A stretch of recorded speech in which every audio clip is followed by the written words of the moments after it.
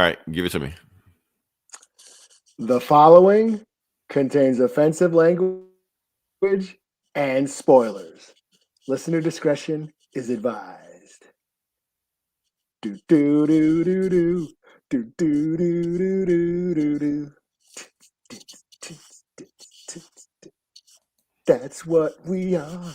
We all wanna love bizarre. Got me on Come that on, come on, man. Sheila E. What?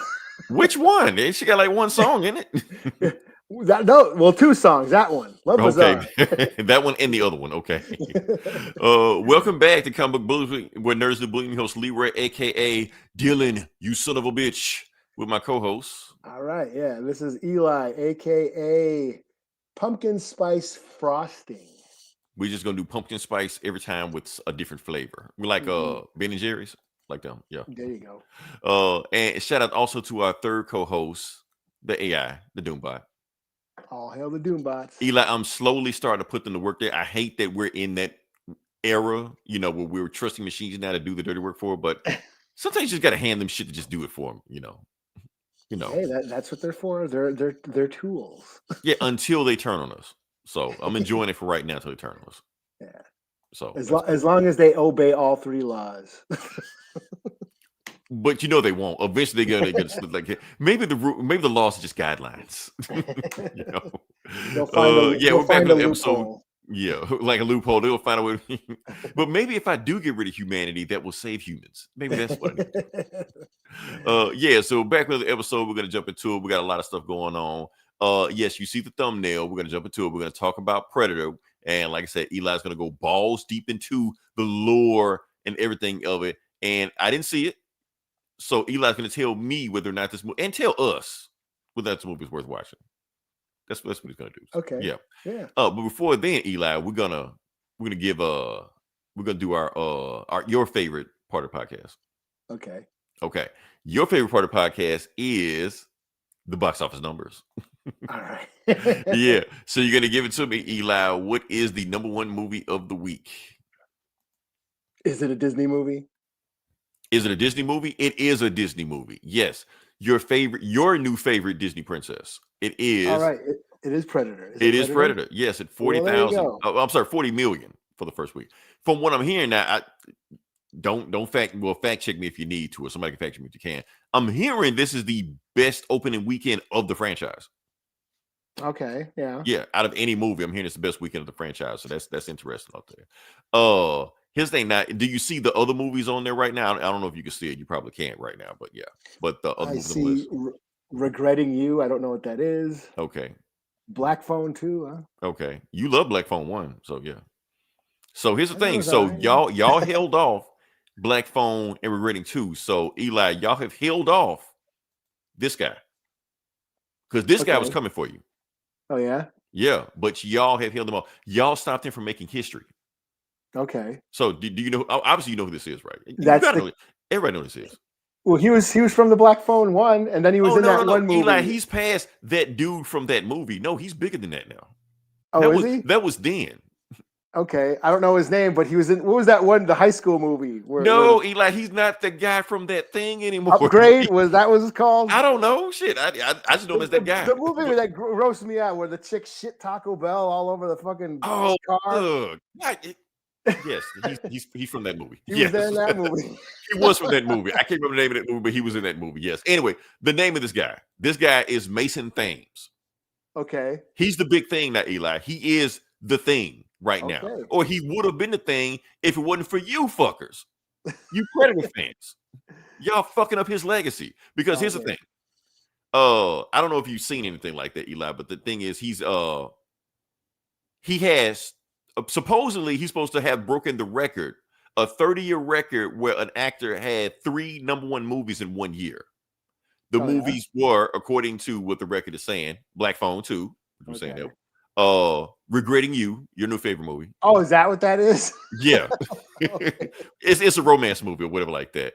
And the third movie is How to Train Your Dragon. He was also in that. Okay, I haven't. And that movie where they were shitting bombing on everybody, I think that was last year, so I don't think that counts. So yeah, and plus it was Netflix, so I don't count like that. Yeah, it was on Netflix. It was on Netflix. So that's the thing. So they're saying he's the first actor in 30 years to do 3 number 1 movies in 1 year. Now, Eli, I'm gonna give you some trivia right now, or you give me some trivia right now. Whose record did he break or match? I don't know, Tom Cruise. I don't know. You want to go with Tom Cruise? Is that your final answer? Sure, yeah. Arnold Schwarzenegger? Yeah, that's your final answer? Sure. Okay. Wrong. Stallone? Who you say? Stallone? Sylvester Stallone? Nope. Wrong. The reason the answer. Julia Roberts. Close, but no. The answer is Jim Carrey. Okay. Yeah, that's the only pick I could get from him back in the 90s. Damn, is that Lauren Holly? Holy yeah. Shit, Hey, what the fuck? look, say what you want to say about Jim Carrey. Back in the 90s, he had hoes. That's just what it was. I don't ever remember Lauren Holly looking like that. What? Okay. Hold up. Stop the podcast. Where the fuck was I? Stop the podcast right now. So you never saw Northern Exposure? No, I haven't.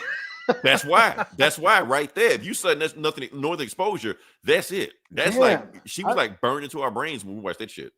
Well, damn, all those nuts I missed. Wait a minute. Man. How you didn't watch Northern Exposure? I thought if anybody, you would watch Northern Exposure. No, I know it had some natives on it, but yeah, that's what I'm saying. I didn't watch. Yeah, I wasn't watching TV like that. Okay. Well, I was. I was watching X-Files and Batman animated series like that. Well, you should have had Northern Exposure to your list. So.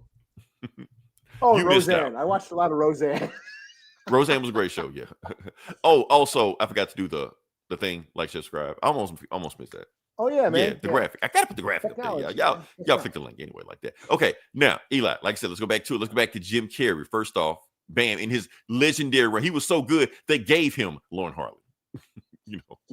Hollywood, just good. So the 3 movies, can you name the 3 movies he had that year? I don't know. Was it Liar Liar maybe or Ace Ventura? That was early. That was like 99 or some shit like that. Okay, I'll tell you. Yeah. All right. Because you don't remember Lauren Hardy being that hot, so I'm gonna just go ahead and just give you the answers. Okay. Oh, Dumb and Dumber. She was in Dumb and Dumber, right? She was in Dumb and Dumber. But so the movie was Ace Ventura, Pet Detective. Yeah, I was 94. That was one. The Mask. Okay. That was good. And Dumb and Dumber. And Dumb and Dumber. I saw them. All came out. Did you? Okay, cool. Yeah. All came out in the same year. And I enjoyed them. Good for you. Yes. So they all came out in the same year, all hit number 1. That's like they're saying that is the record that nobody has broken until Yo Boy broke it. This kid, the kid from the Taco Bell shit movie. Come on, Eli, put some respect on his name, whatever his name is. Taco Shits. Right. What was that? He's the next big thing, Eli. You showed him no respect, but anyway. Oh, Battle Shits from Harold and Kumar. That's what I was thinking. Right. But here's the thing, Eli. He didn't break the record. You want to know why he didn't break it? 1, because of y'all. 2, because if you see it, his 2 movies are stacked on top of each other. So he couldn't get the number 1 record because one of his movies blocked his other movie. So he couldn't get the record. And then on top of that, he would have had the record this week, but y'all fucked him up. Y'all came out this week. One for that, he would have had Jim Carrey's record. So yeah, sorry for him. So yeah. We almost had a movie star. You almost had a movie star, whatever the fuck this dude's name is. But yeah, he was the guy. But it don't matter. Of a new age. Like there was almost a new movie star. Yeah, like not for us. I'm pretty sure we saying that shit, Eli. I'm pretty sure he's got like 10 billion Teeny Bopper fans and shit like that. I don't know who the fuck this guy is, but I'm just saying. I'm sure his TikTok is blowing the fuck up. Yeah, just going the fuck up. People faint when he walked down the street. Shit like probably makes more money on TikTok. Right. Oh, yeah. But something else I wanted to talk about. Now, do you see way down at the list, the bottom of the list? Can you see the last one on this list right now? I see Tron and let's say, what does it say? Christie? Yes. Christie. Yes. Okay. Do you know what that is? No. Okay.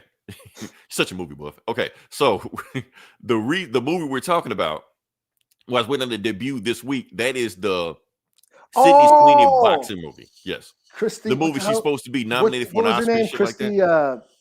McAuliffe or something? Shit, I don't know. Boxer. I guess. I don't know. Yeah. But the point was that's supposed to be her Oscar nominated movie. So like Christy Martin. Christy Martin. That's it. That was her name. The boxer. Yeah. The boxer. Yeah. So that's supposed to be her Oscar nominated movie supposed to come out, just like Rock with that smashing machine shit that nobody saw. Same thing with that. I'm just like, if they got Sydney Sweeney in the news all the time and shit like that, and promoting her and pushing her down our throats, just like what's his face and shit like that. Why ain't nobody go see her movies? Like, what was everybody at a MAGA rally this week or some shit? I don't know what the fuck going on. So I told y'all about her, Eli. I told y'all about her. That chick is more shit coming out about her than she's motherfucking. I told y'all she is Homelander in real life. Hey, hey, she'll be the one chick from Once Upon a Time in Hollywood. That's what I know. She was in her that shit as. for like 5 seconds. Yeah, like, that's all I know her from.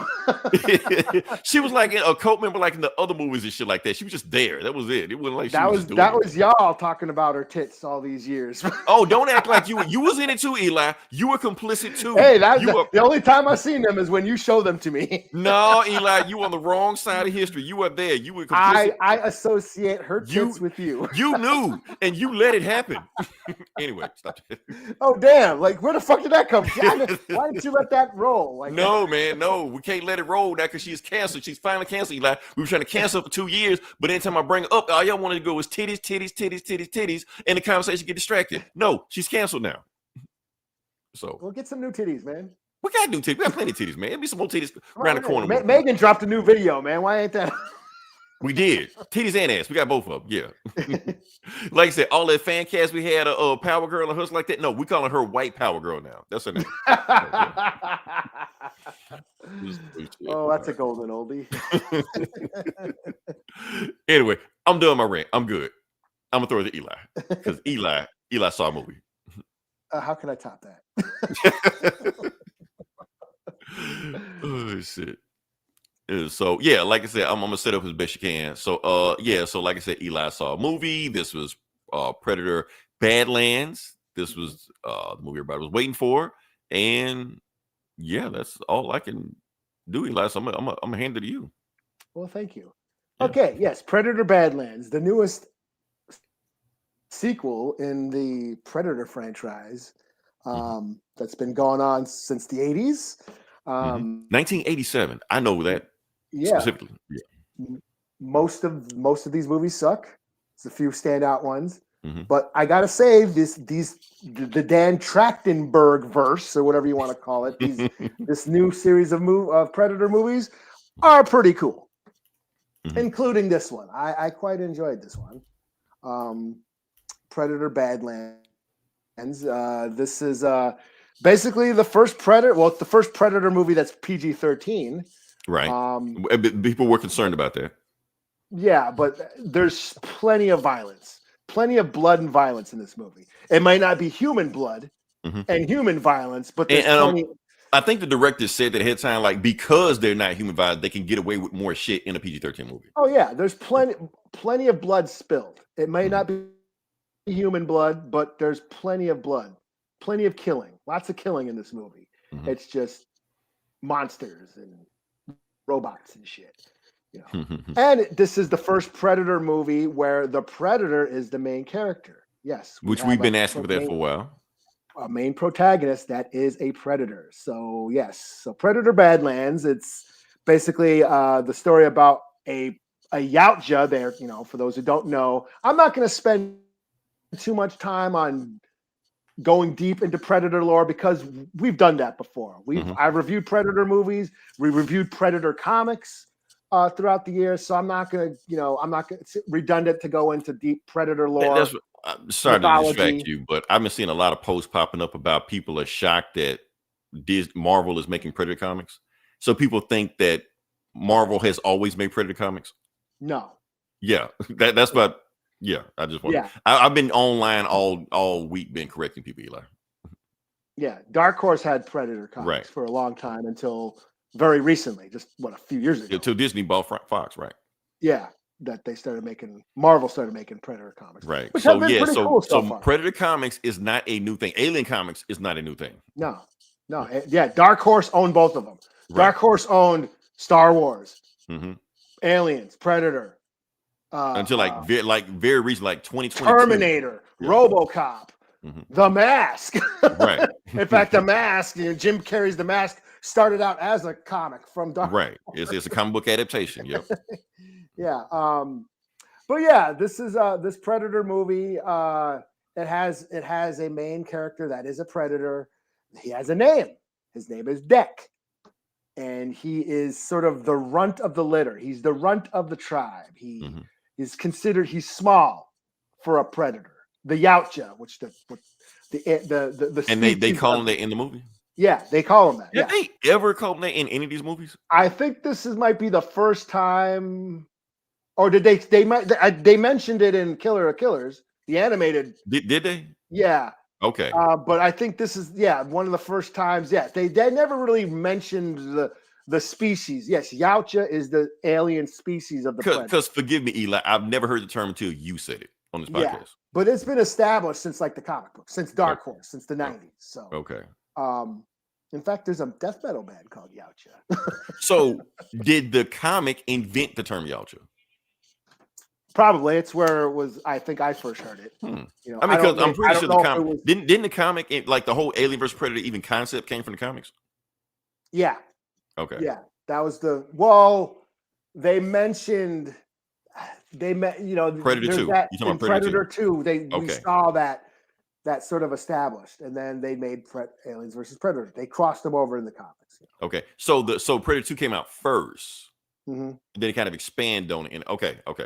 Yeah, because Predator. I'm stepping all on your toes, man. My fault. Predator 2 was based on a Predator comic. Was it called Concrete Jungle? Or something? Concrete Jungle. Yeah, so that it's loosely based on that. I mean, Concrete Jungle actually has Dutch his brother. Arnold Schwarzenegger's character, his brother is in Concrete Jungle, who's a cop.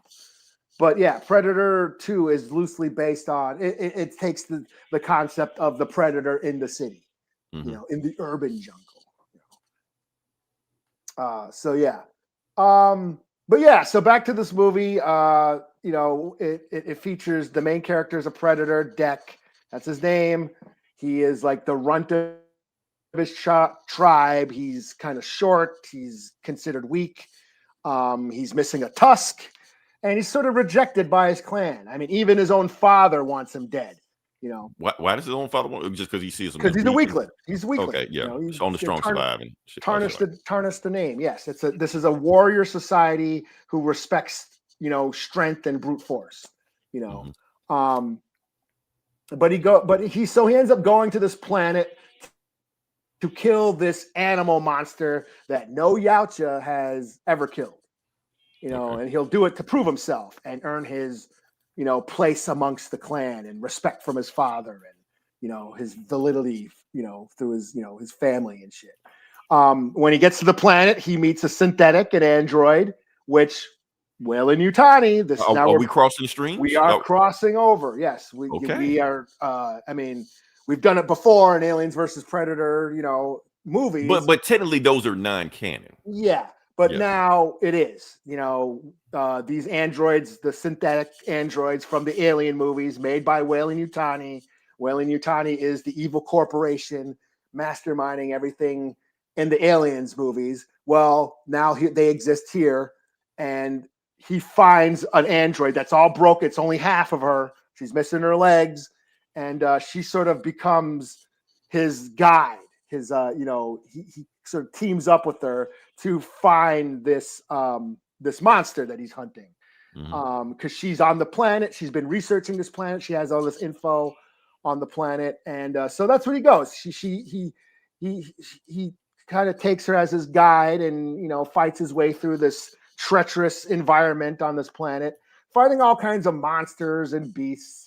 And then even Weyland-Yutani shows up, like the corporation shows up, and they're trying to capture him and study him, because that's what they do, Right.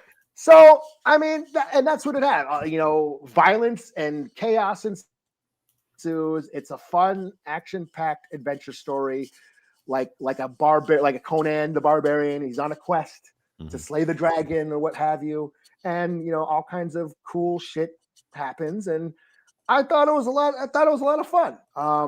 It does expand on the lore, on the culture. We're seeing things never seen in the movies. We've seen them suggested in the comic books and the games and stuff like that, the video games. But now we're seeing them come to life in the movies, which is what I always wanted to see. Sort of expanding on the Predator culture. So would you say what was got Treckenberg, his name? Dan Trachtenberg, yeah. Dan Treckenberg. Would you say he is maybe a fan of the comic or familiar with the comic or anything like that? Or He's definitely a fan of the Predator okay.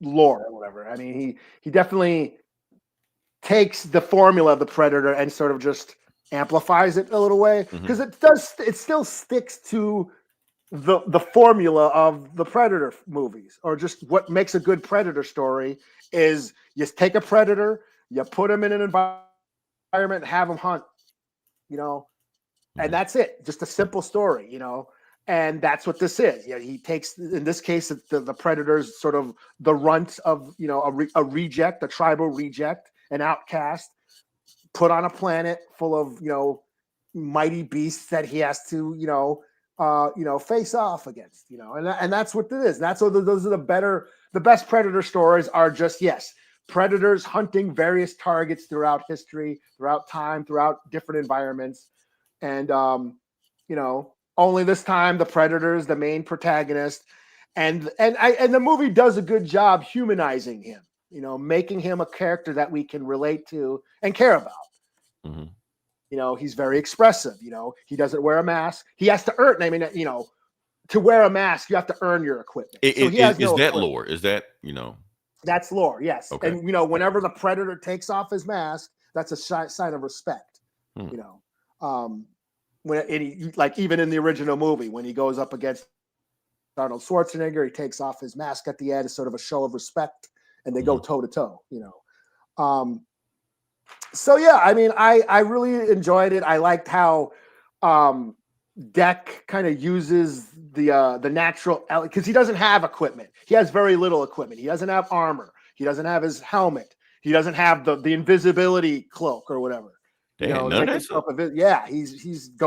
bare knuckles it pretty much. He's got a sword and a spear and a couple of doodads, but for the most part, he doesn't have all the cool tech.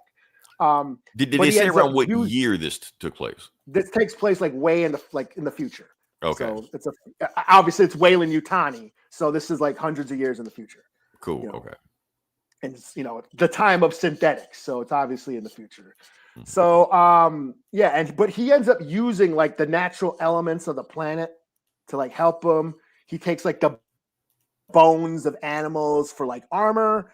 He weaponizes the plant life and the biology of the planet and kind of uses them as weapons, and he sort of just learns to live off the land like a true hunter-gatherer would do, rather than the old Yautja that uses all this tech. They use all this tech to their advantage. They have all these weapons and stealth and the invisibility, that sort of gives them this unfair advantage, because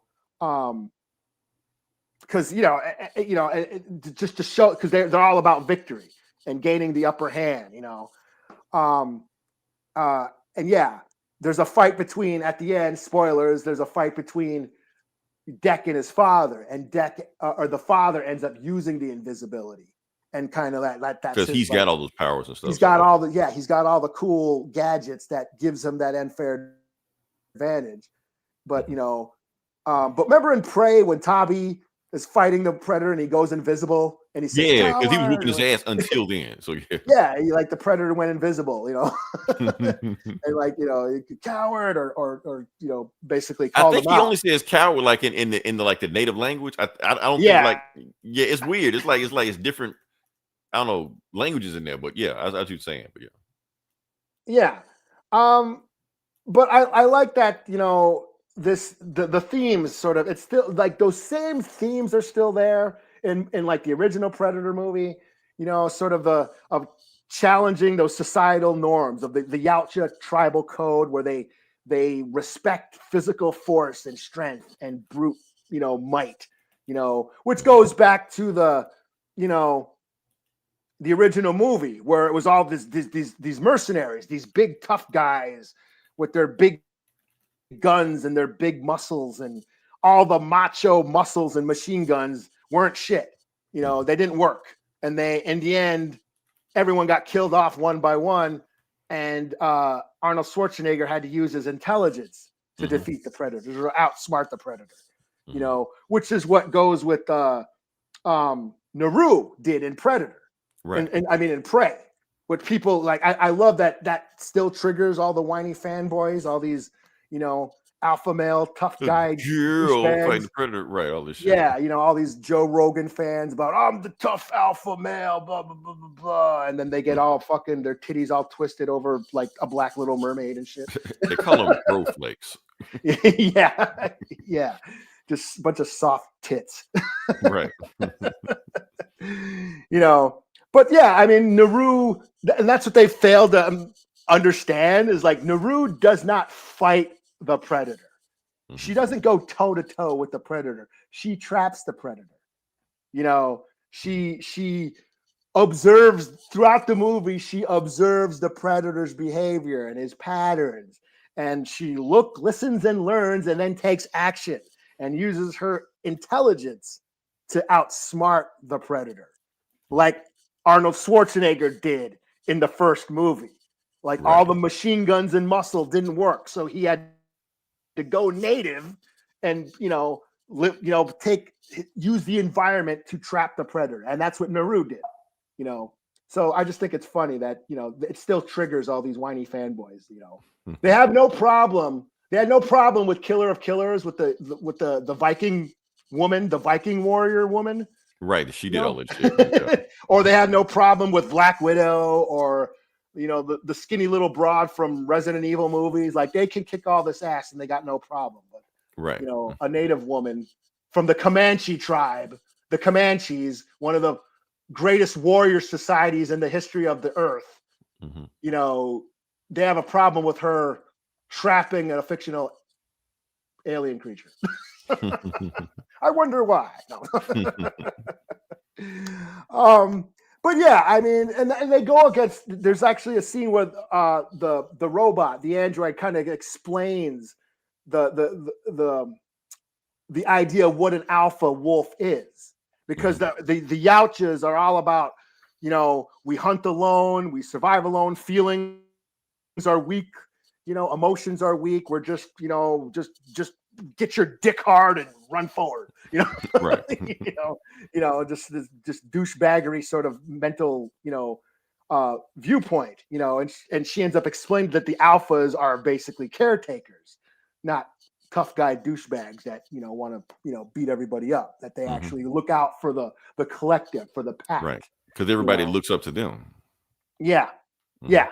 So this sort of it kind of like, and he ends up using his intelligence to, like I said, he starts using the environment. He makes weapons out of, animal bones and some of the plant life and the biology of the planet. He ends up using, his brains to outsmart, his prey, and it sort of challenges that old attitude of the Yautja, that just this tribal warfare that just worships physical strength and might, and he just uses his brains to outsmart everything. Right. So Can't I just be all about cool. brute strength. So yeah.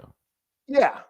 So yeah, I had a lot of fun with this movie. There's plenty of Easter eggs. There's a cool fight with the power lifter, that robot power forklift thing that Ripley uses. Yeah, that thing was okay. Yeah, that thing comes back. There's a cool fight, and yeah, like he fights. Yeah, it's Deck the Predator using all the bones and the natural elements of the planet against this mech suit, this robot using a mech suit. So it's like technology versus nature, that sort of theme going on. And then and this is what I won't spoil this, but I did figure out why the monster he's trying to kill, this unkillable beast that no Yautja has ever taken a trophy of. I kind of figured something out. I figured out that it was a parent, like it was the mother of something. The mother of something, not his mother, but a mother. Yeah, it was the mother. Wait, his mother? No. A mother. Okay. A mother. Okay. Like, so it was protecting its young. So there's that element there. And then, of course, at the end, spoilers, Deck's mother shows up, and it sort of suggests that the female predators, the female Yautjas. So now we're being introduced to the females of the Yautjas, which we haven't seen in movies yet. Okay, but they were in the comics. They were in the comics, they were in the games, and the females are like the ruling class of the Yautja culture. They're sort of like the ones that use their brains, and the men are just dumbass drones. They just go out and hunt and kill. Yeah. Okay. Yeah. So I had a lot of fun with this. It was really cool. It like I said, it like expanded on the predator culture, and the tribal warfare, and we got to see the planet Yautja Prime, and it was a lot of cool action, and it stuck to the formula of a predator just hunting, and in this case he was hunting all these beasts on an alien planet. And cool beasts, not stupid. Here's a predator dog. It's just a dog with dreadlocks. Right. Yeah, it is. Yeah, I've this whole Trachtenberg verse is I've enjoyed all these movies. Okay. Is there a tie-in? Is there a tie-in between this and other movies you did? Yeah, they're all. If you remember Killer of Killers, there's that. It takes place on that Yautja Prime planet, right? And we go back to that in this movie, and it looks the exact same like it did in Killers of Killers. Yeah, and it sort of like kind of suggests that we, with Weyland-Yutani, we could be going towards a Alien versus Predator crossover and bringing in some of those old characters, because if you remember from Killer of Killers, the after credits, you see Naru. Danny Glover, Dutch, Arnold Schwarzenegger's character, Naru's back. So it would be cool to like bring them back. That's what the buzz is, that this is leading up to sort of like an Avengers, end game sort of, climax, which would be cool. That would be cool. Or just stick to the formula and just have a predator hunting somewhere. Right. It's worked so far. That's all we need. Right. Everything don't have to be in game. So that's why everyone loves Killer of Killers. It's 3 stories of 3 different predators hunting in 3 different time periods and environments and enemies or whatever. Ninjas, Vikings, what you expect, Space warriors from all over the place. Yeah. That's all we need. Those are the coolest stories in the comics. Everyone says, "Oh, we need a Predator versus Samurai." That's been done in the comics. We've seen Predator in World War II. We've seen Predator fight, pirates. And, we've seen that shit in the comics. Read a book, motherfuckers. Right. That's what I'm saying. All this stuff that is old hat to you. This is all new stuff, Eli. People are learning what Yautja means.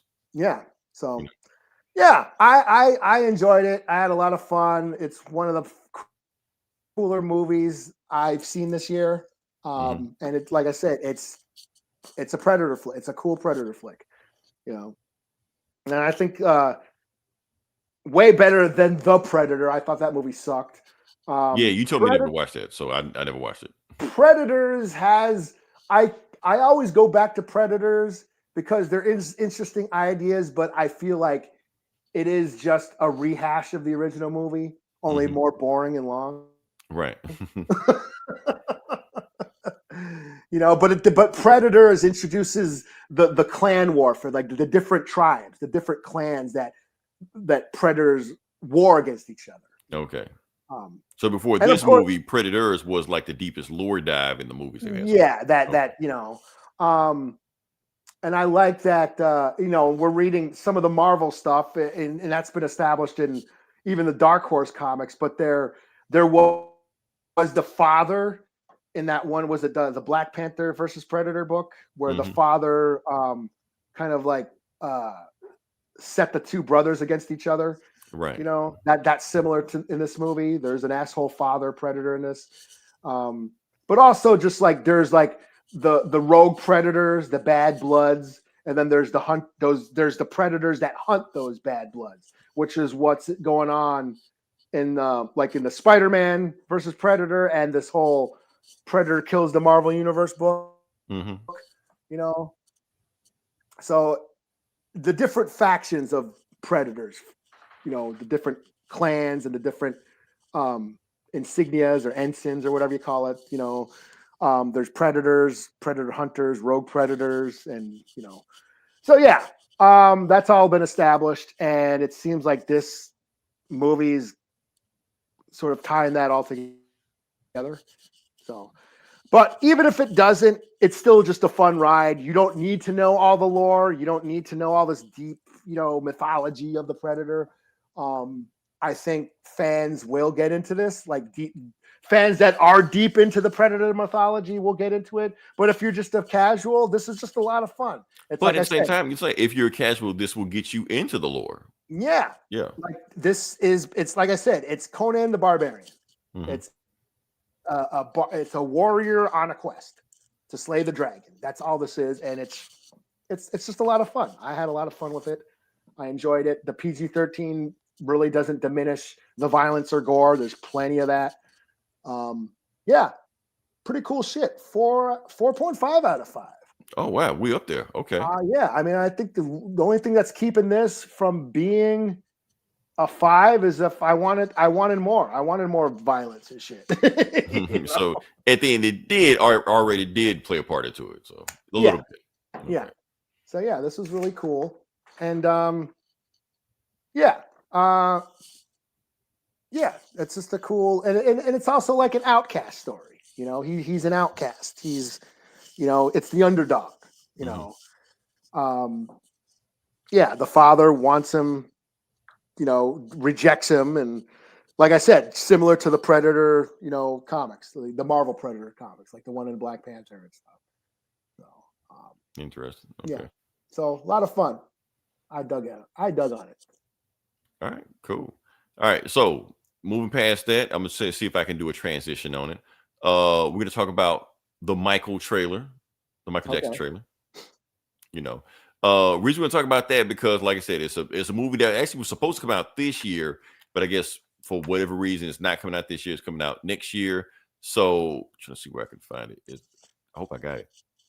Nope, don't got it. Thought I had it, but yeah. Where is it? If it's there, here. Yes, on the first try, second try, but anyway. All right, so we got the Michael Jackson trailer coming out this year. The trailer came out this year, but the movie comes out next year, and I'm hearing it may be 2 parts, maybe. I guess I don't know. Oh wow! Oh damn! Yeah, it's gonna be 2 parts. The trailer they released this year, they saying it's the most franchise. A franchise, the Michael Jackson cinematic universe is gonna do all that shit. So yeah, but because they got a Beatles movie coming out too next year, and I think that's also 3 parts. No, I think it may be 4 parts. Like a bunch of there's like a Bruce Springsteen movie coming out. Yeah, no, I think that already came out. Yeah. Oh, okay. Yeah. But no, they already Bob Dylan movie.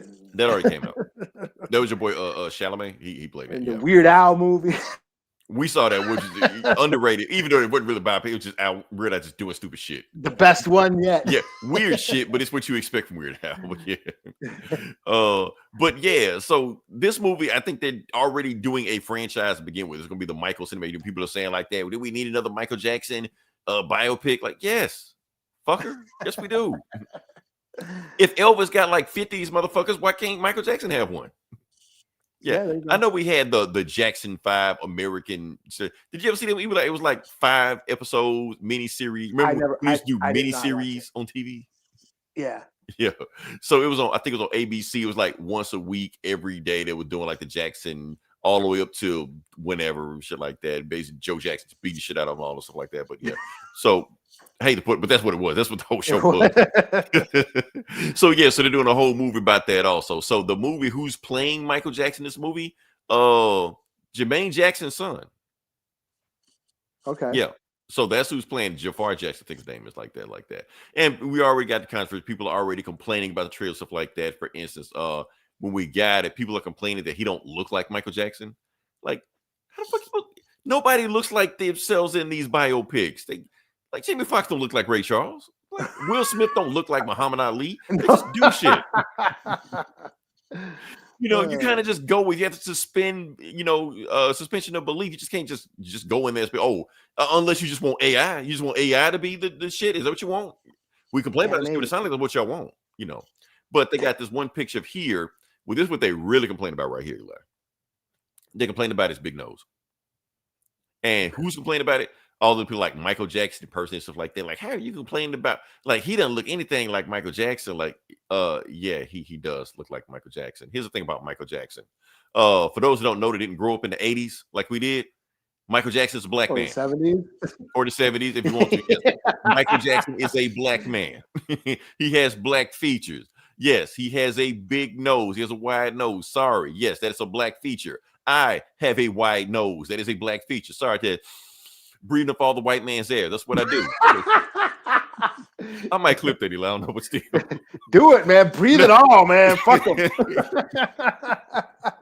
Save something for me, though, man. Right. I'm gonna say something, Eli.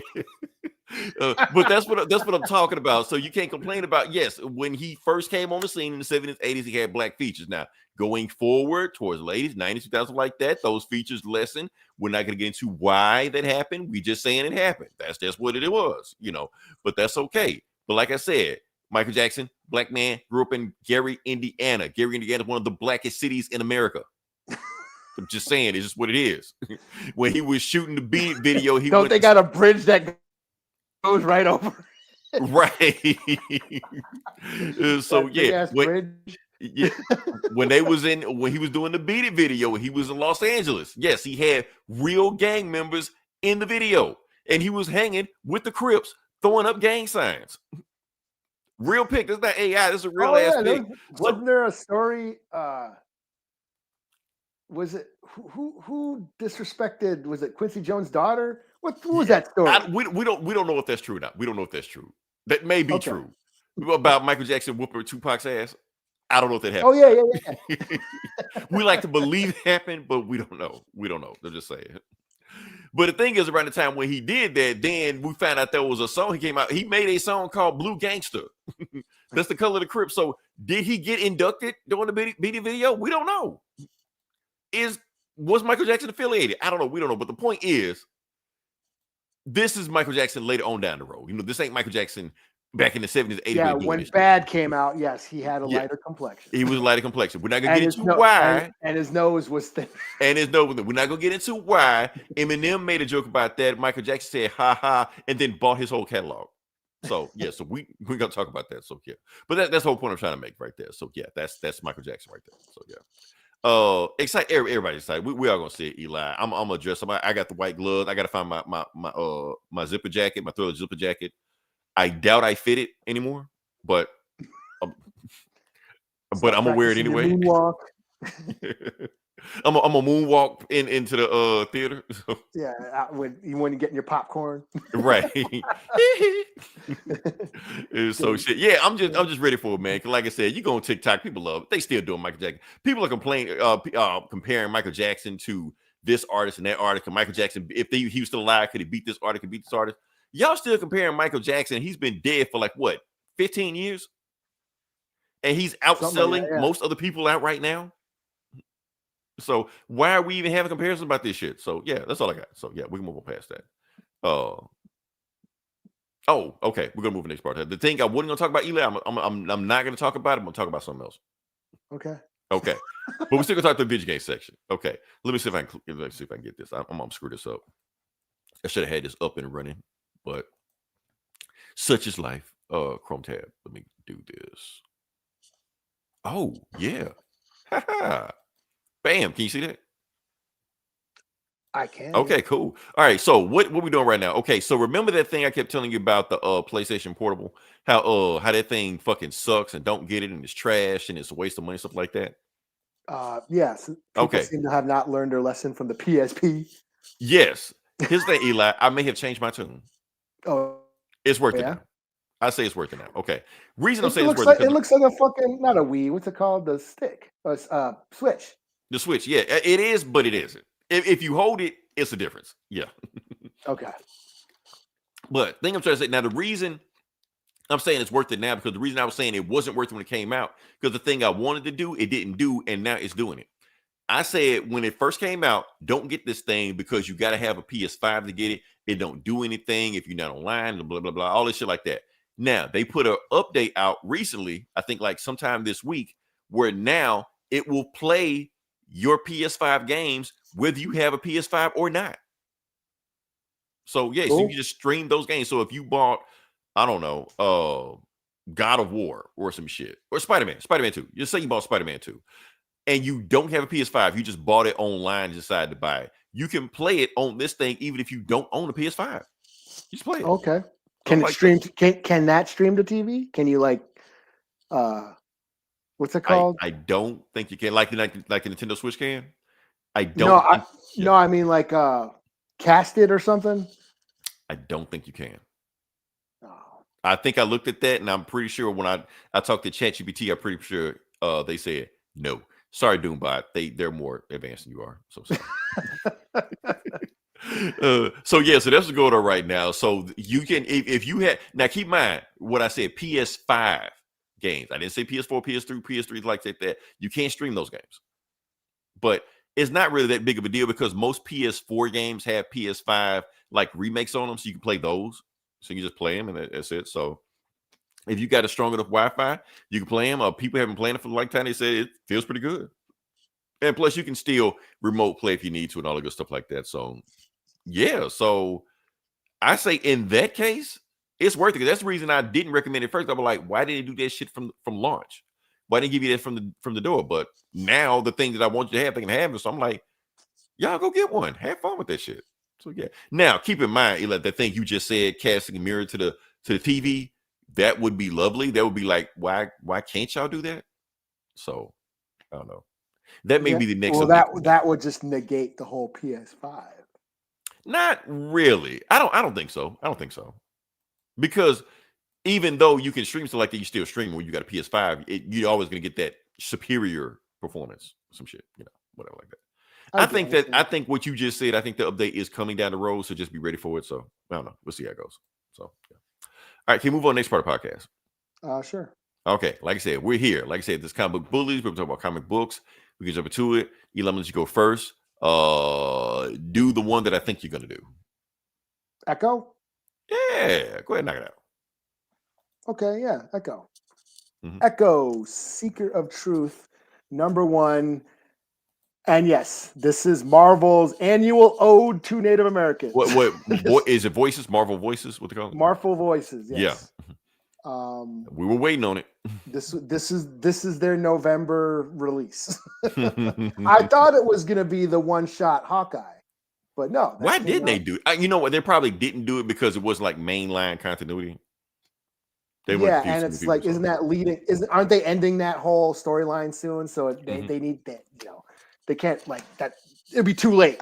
By the time they release that. Well, in recent events, that may end up being the main Hawkeye anyway, because we're gonna talk about Jeremy Renner. But yeah, let's go past that. We're not. I heard about that. Oh, okay. You know what? You know what? Fuck it. Let's talk about that since you brought it up. You know what? Jeremy Renner, I want y'all to pack up Jeremy Renner just the same way y'all did Jonathan Majors. Don't hold back. Don't wait for his point of view and maybe he had a reason for that. Nah, fuck all that shit, man. Pack his ass up.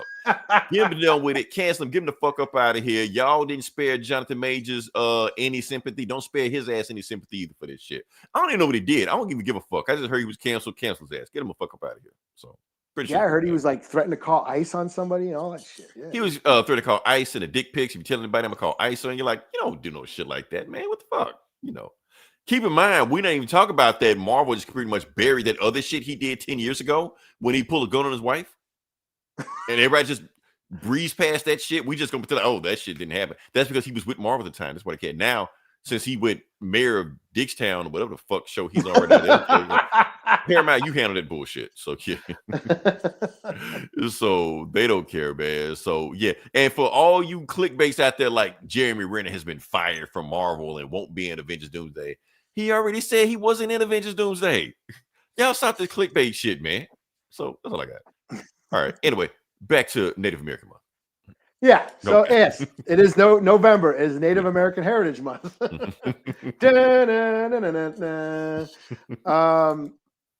And Marvel is doing their annual ode to natives with their one book. Echo. Were, of course, written by celebrity token engine Taboo. Please don't say the name. Please. Well, who was it? Who was it? Who was it? It was I just said it. Oh, I know you broke up for a second. I was like, I know he's about to say it. Please don't say it. He said it. Okay, Taboo. Yeah. Black Eyed Peas for those who don't know. Yeah. And it's just a one-shot story of Echo searching for her missing cousin in LA. Kind of tracks her down in LA. Turns out she got involved with some weird new age hippie cult, and fight some thugs along the way, and basically reveals that the Purple Man has started a cult and he's brainwashing a bunch of people. Okay. And because Echo is deaf, she can't hear. So Purple Man's command. Okay. So clever Taboo. Using lore. And she ends up whipping his ass. So it's pretty cool. There's I wish there was some cool ideas. Of course, we all know Echo is gaining power, superpowers now. They gave the Phoenix Force to somebody else now. She had the Phoenix Force, and now but that left some sort of imprint, and now she's got some abilities now. And one of those abilities in this book is she can see language. She can see like symbols and stuff when people speak, which is kind of weird. And I wish they would expand on it more. But like people can see sounds and shit. Yeah, she can see the sound, see the audible noises coming from the voice, and they're like symbols and hieroglyphs. So she's Kanye West. Okay. I guess. But it's just cool how they highlight her disability and how she adapts and stuff like that. I for the most part I enjoyed this. I just felt it was a little rushed because it was a one shot. I felt like some of these ideas could be expanded a little more into like maybe a 3 or 4 issue arc, Right. And that's just, me wishful thinking as a Native American comic book fan, wanting to see these characters more than just once a year during November. Right. And that's something I basically repeat every year. Right. And just like last year in the Gahorty book that came out in November, they have a bunch of articles and interviews about the importance of Native American representation in comic books. Right. There's an interview with one of the artists talking about how cool it is to draw Native American comic books, how he longed for Native American characters in comics, and the importance of Native American representation, and how we need to have more. And that's fine. Yeah, careful, Eli. You about to say the word. Sound like you about to say checking boxes or virtue signaling. No, I was not about to say that. Okay, so I'll say it for you then. Okay. I was about to say it would be cooler, instead of talking about how important Native representation is in comics and using 10 pages of interview, why not use those 10 pages and have more? Oh, you're saying so that comics in this book? You said it was in this book? It's in this book. There's 2 interviews. Yeah, I mean, yeah. I'm cool with the interview, but I see what you're saying. But yeah, like instead of talking about it, just do it. Yeah, or have that interview like in a YouTube video and have a link to this comic or some shit. Yeah.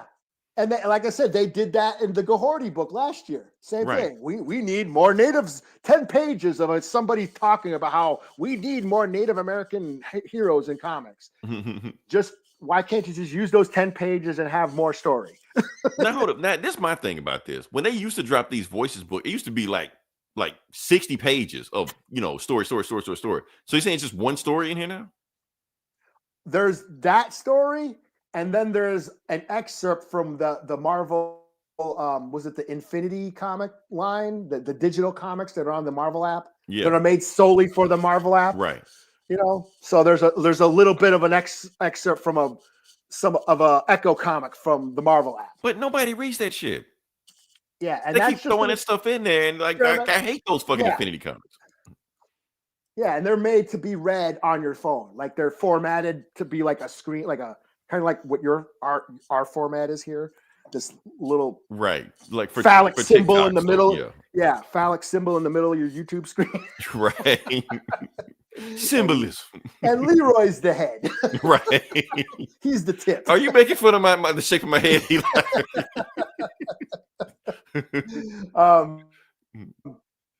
But yeah, so it is just one new comic and an excerpt of an older comic, and then a couple of interviews. One about Native representation in comic books, and the other about the making of the Avengers movie that was translated into Lakota language. Right.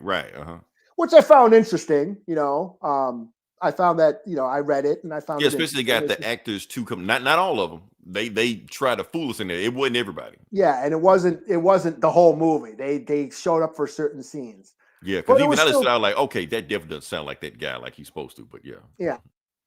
But it was still cool to see sort of insight into the making of that. Especially we never really talked about the Avengers in Lakota. Mm-hmm. But it was cool to see see my people's language, see those words coming out of Tony Stark's mouth and Thor's mouth and Banner and, mm-hmm. not Hawkeye,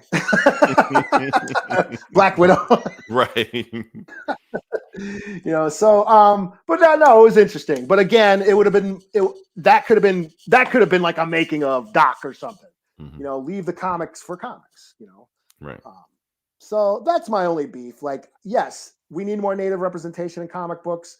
I get that Marvel is a business and they're not going to make them if people don't buy them. So, for all those,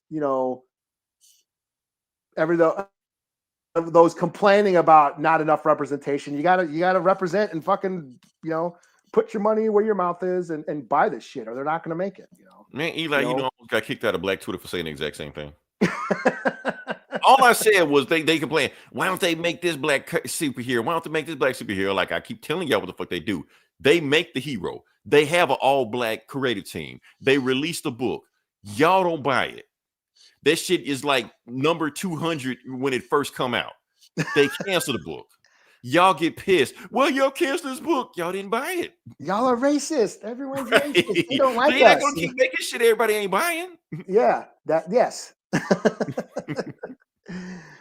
Shit else, and then they repeat the cycle, rinse and repeat, do it all over again, and then y'all get pissed that it's the same thing over fucking happen again. If you bought the book in the first place, then we wouldn't be having this conversation. If they can feel like, I get it. There's a whole bunch of white superhero comics out there, like Wonder Man will have a 30-issue run that nobody fucking reads. I get that, Yeah, but at the same time, they realize that if they're gonna put out a black book that sells like Wonder Man, why put out the black book? Why put out the native book? It should outsell Wonder Man. That's all I'm saying. I'm like I said, it's fucked up, but I mean that's the way it should. If we're gonna put that effort out to put an all creative team and this team like that, it should do better numbers than the other books we got there. Otherwise, we could just crank out Wasp number 50 or whatever, like they're Ant-Man number 20 or some shit like that. Just be done with it. That's all I'm saying. Or Squirrel Girl or Jeff. Yeah, Squirrel Girl number 80 or some shit like that. Like, well, fuck it, just crank that shit out. Yeah. So I have the same complaints, but I also understand. Like, yeah, we need to support. Yeah, but keep in mind, like, we're not allowed to say that. Yeah, I can't. Yeah, because we sound too much like the other guys that Yeah, I know. But yes, but to bring it back home and take my peoples back. Yes, I would like to see more of this. I would like to see, Echo and more a regular Echo series. That would be dope. Mm-hmm. Because I feel like she's all over the place right now. Right. So this book gets, I'll give it a 4 out of 5. It's cool. It's just, I wish it was expanded more. Mm-hmm. It could have been longer and expanded. But since it's Native American Heritage Month, and I am going to highlight a Native American comic book character. I got you. Bam. Since it's Echo, this is an Echo book. I'm going to highlight the character of Echo. So Echo is far different than she was in the TV show. Mm-hmm. She is deaf, So Echo Maya Lopez, she is a deaf Cheyenne Native American girl who was raised by the Kingpin. Her dad worked for the Kingpin until the Kingpin had him murdered, and then blamed it on Daredevil to sort of use Echo as a way to get rid of Daredevil. Mhm. And Echo's powers is she's like the master of mimicry. She can like look at something and learn it just like that, kind of like Taskmaster. Yeah. You know, she studied Daredevil fighting. She studied Bullseye fighting, and she almost killed Daredevil. You know, in that first, because her first appearance was in Daredevil, the Daredevil comics. It's sort of an opposite of Daredevil. Daredevil's blind. She's deaf. You know, she can see things. He can hear things. You know, but yeah, she almost killed him until she realized she was beating up Matt Murdock, whom she fell in love with. And but after that, she finds out the truth, shoots the Kingpin, and then takes off on a sabbatical. She becomes like she was the first Ronin before Hawkeye. Before Hawkeye, right? We're just shitting on Hawkeye tonight, aren't we? Yeah. She became like she like joined the Avengers and helped beat the Skrulls and banged Moon Knight for a while, and you know. And then and bang Hawkeye for a while too. But yeah, bang Hawkeye. That's how Hawkeye got the Ronin suit. So yeah. Yeah. And then she got the Phoenix Force. She fought Namor, and she gained. And that's the thing. Like we talked about that Shonen Jump tournament that DCKO is doing right now. Not noticing that was a Shonen Jump tournament to get that Phoenix Force thing. Yeah.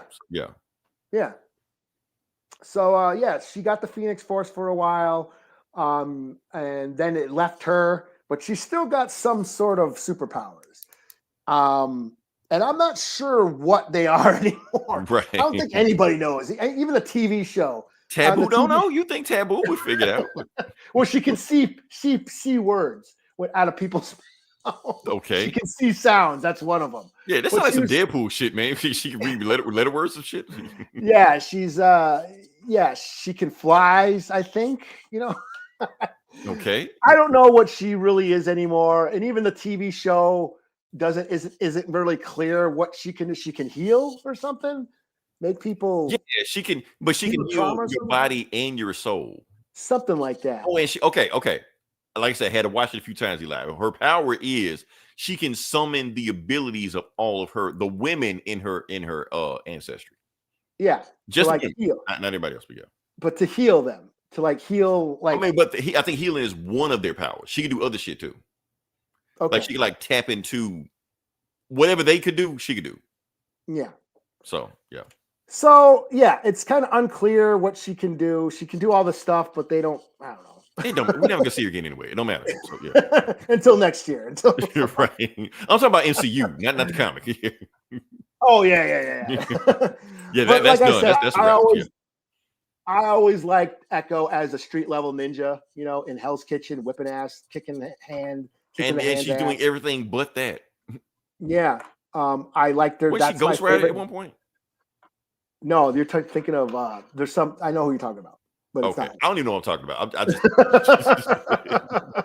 just... We're not all related, dude. Okay.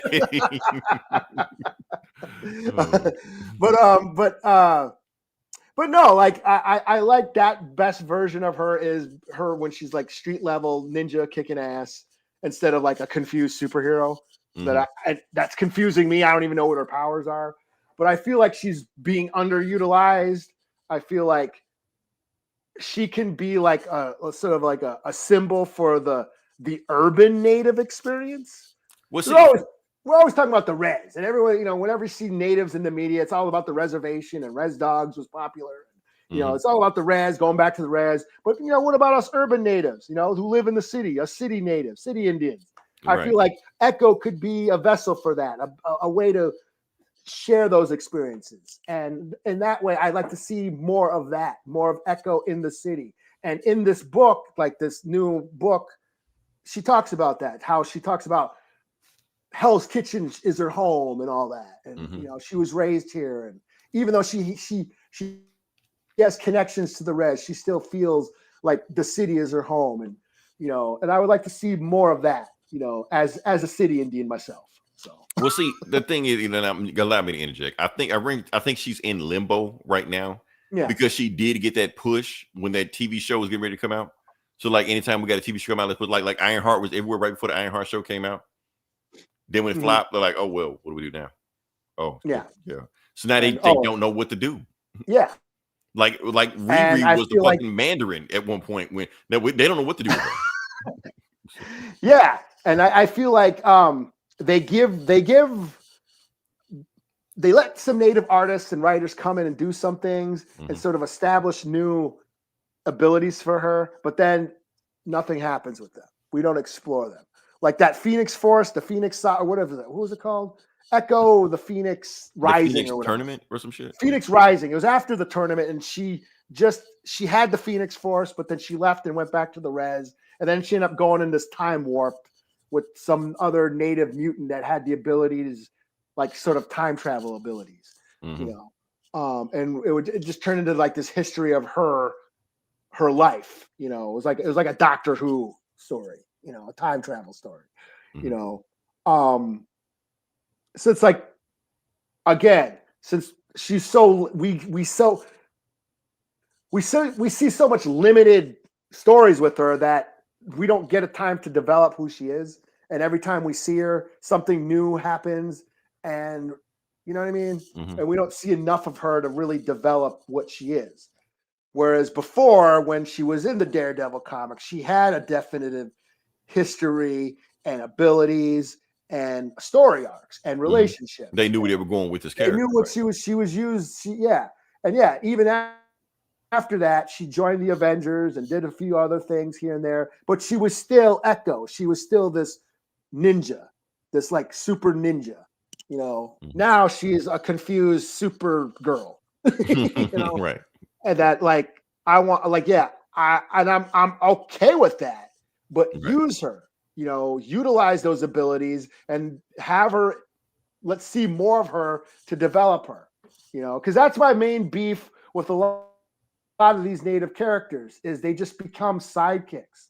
You know, we talk about how important representation is for Native Americans in comic books, but in the end, they're still just sidekicks to the Avengers. Gahorty is a fucking god, who basically rewrote history.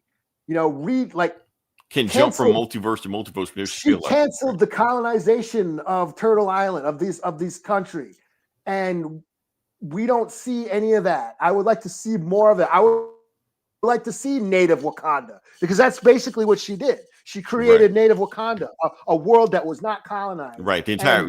She made it the whole world. Yeah. Yeah, and in that comic book that came out last year, she fights. She chases Loki through the multiverse. And in the What If series, she's just an Avengers sidekick.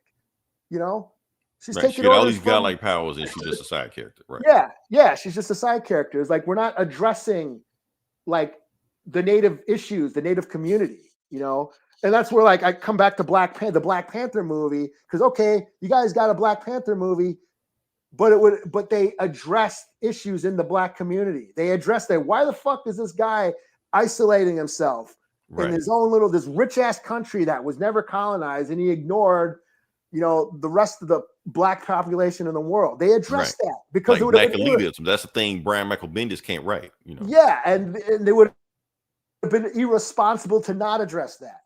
You know, so that's what I would like to see with these characters. You know, instead of just they have all these abilities and these godlike powers and this, you know, the power to change history and worlds, and they're being underutilized. So that's my hope and my rant. And Okay. Oh, we're not done yet, Eli. Okay. Yeah. We're not done with because just when you want to recognize a native character, I want to recognize a native character. Okay. I'm gonna do it because I know you were never gonna do it. Okay. Okay. So the character I'm gonna recognize is those badass Cherokee vampire hunters from Sinners. There you go. Yeah. I'm gonna represent. All they did is I'm just showing up here to look cool as fuck and leave. That's it. What do they call it? Aura forming? That's all they did. That's all the fuck they did in the movie. Okay. And there was like, oh, this is their problem. We're out. We're out. Like, yeah. Like, Ryan Coogler, give us that fucking movie, man. Give us a prequel, some shit. Just have them do shit. So yeah. Everybody was asking for that. Like, do something with them. So yeah. All of them were from Mississippi. There was a Cherokee tribe up there. They all came from there. I'm like, okay, that's cool as fuck. So hey, give them a shout out. Shout out for you, Eli, and shout out for me. Well, thank you very much. No problem. All right. Pidamaya in my name. All right. So shit, is it on me now? It is. I gave it a 4 out of 5, right? Yeah. You got a 4 out of 5. Okay. And yeah. And the shout out to Echo. Shout out to Taboo. And the Taboo, yes, for holding it down for us. Let's get it started. Yeah, getting paid for the rest of us. Yeah. Because it ain't like there's any other natives that want to fucking write comics. Right. Can you get anybody else other than Taboo? Shit. Yeah, damn. The motherfucker already got a job. Damn, man. Does he? I ain't heard a Black Eyed Peas song in a decade. So shit. Maybe he's just producing. I don't know. I don't know what the fuck he doing. I don't know. Even if they did, I wouldn't listen to this shit anyway. But I'm saying. All right. So so the next time we're gonna talk about we're doing a KO tie-in. Oh, okay. I didn't read. I was gonna read this, but I didn't. Okay, no problem. So yeah, this is a KO tie-in. This is Night Fight. Night Fight. Yeah, that's what it is. KO tie-in, and we talk about what Batman did. So this is what Batman is doing. Because remember, Batman died in DCKO. So now we're talking about what Batman is doing while DCKO is going on, even though he died. So this is dead Batman. Yeah, this is dead Batman. So yeah. Okay. I guess. Let's get to it. All right. So yeah. All right. So the book starts off with actually like a little flashback. Not really a flashback, but kind of like Batman just doing shit in Gotham City, running around the city doing shit. He's got the bat signal flying, so he needs to be somewhere. And while he's running around, he's getting slower. He's not as fast as he used to be. He can feel it not as fast as he used to be. His energy, his stamina is not where it used to be. His bones are kind of, popping when he jumps from rooftop to rooftop. He's me. So basically, so he gets too slow. That's what you're doing for the when you're not doing this. Jumping from rooftop to rooftop, right? It's like, oh, my bones and shit. All right, but he gets there too soon. But that's okay because by the time he gets there, all the Robins are already there. They've already. If Professor Pig was doing some bullshit, they stopped them. They saved everybody, rescued everybody, shit like that. They're like, cool, and then they run off and shit like that. They're like, okay, we on to the next thing. And Batman's like, well, all my Robins are doing all this shit.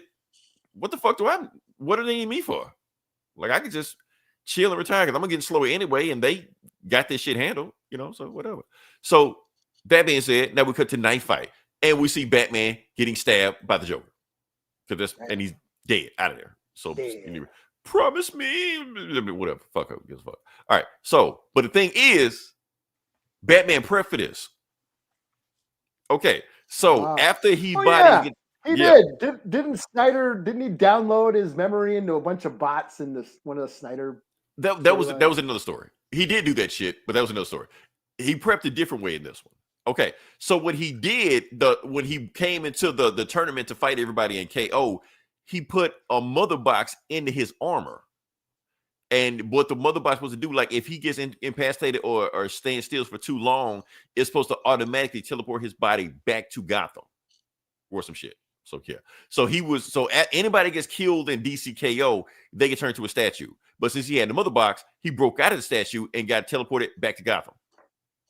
But not his Gotham. A Gotham.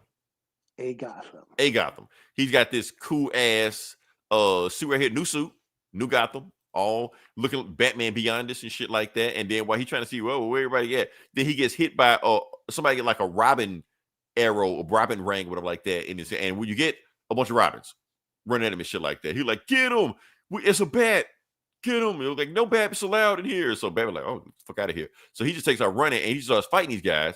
He was like, and just by in them fighting, he knows he didn't train them, but he knows who did train them. Because first off, because he would have taught them like sneak in the shadows, sneak around, all stuff like that. They're too flashy. They're too flamboyant. He's like, okay, I know who trained these guys. So he goes to there, and then the Batman of this universe jumps in at him, and they start fighting. He was like, that's all I need to know. So he knows who this Batman is just from his fighting style. He was like, Dick, take your mask off. I know it's you.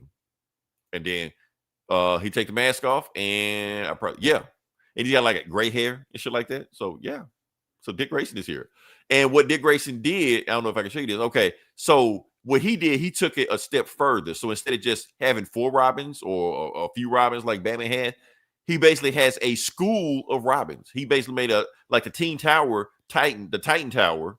He turned into a Robin Tower where he just trained a whole bunch of Robins to go out and just fit it. It's all over the world. And all the Teen Titans are training Robins also. So anybody wants to be a Robin, they can be a Robin.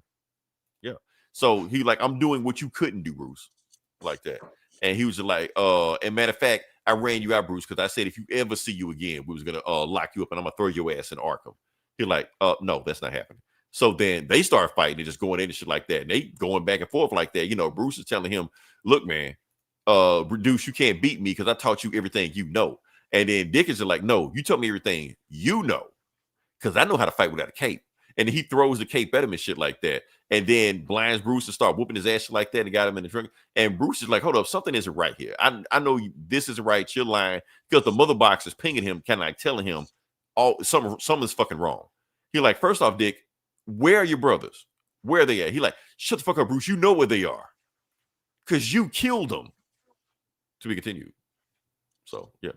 Batman versus Batman to the death in the next issue. So, yeah.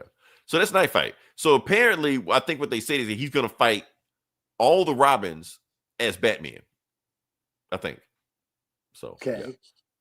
But Dick is up first. So, yeah.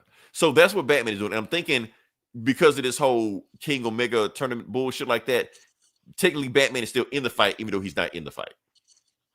If that makes any sense. I don't know if it makes any sense. He's going to show up at the end and do something. Yeah. I guess. I don't know. But yeah.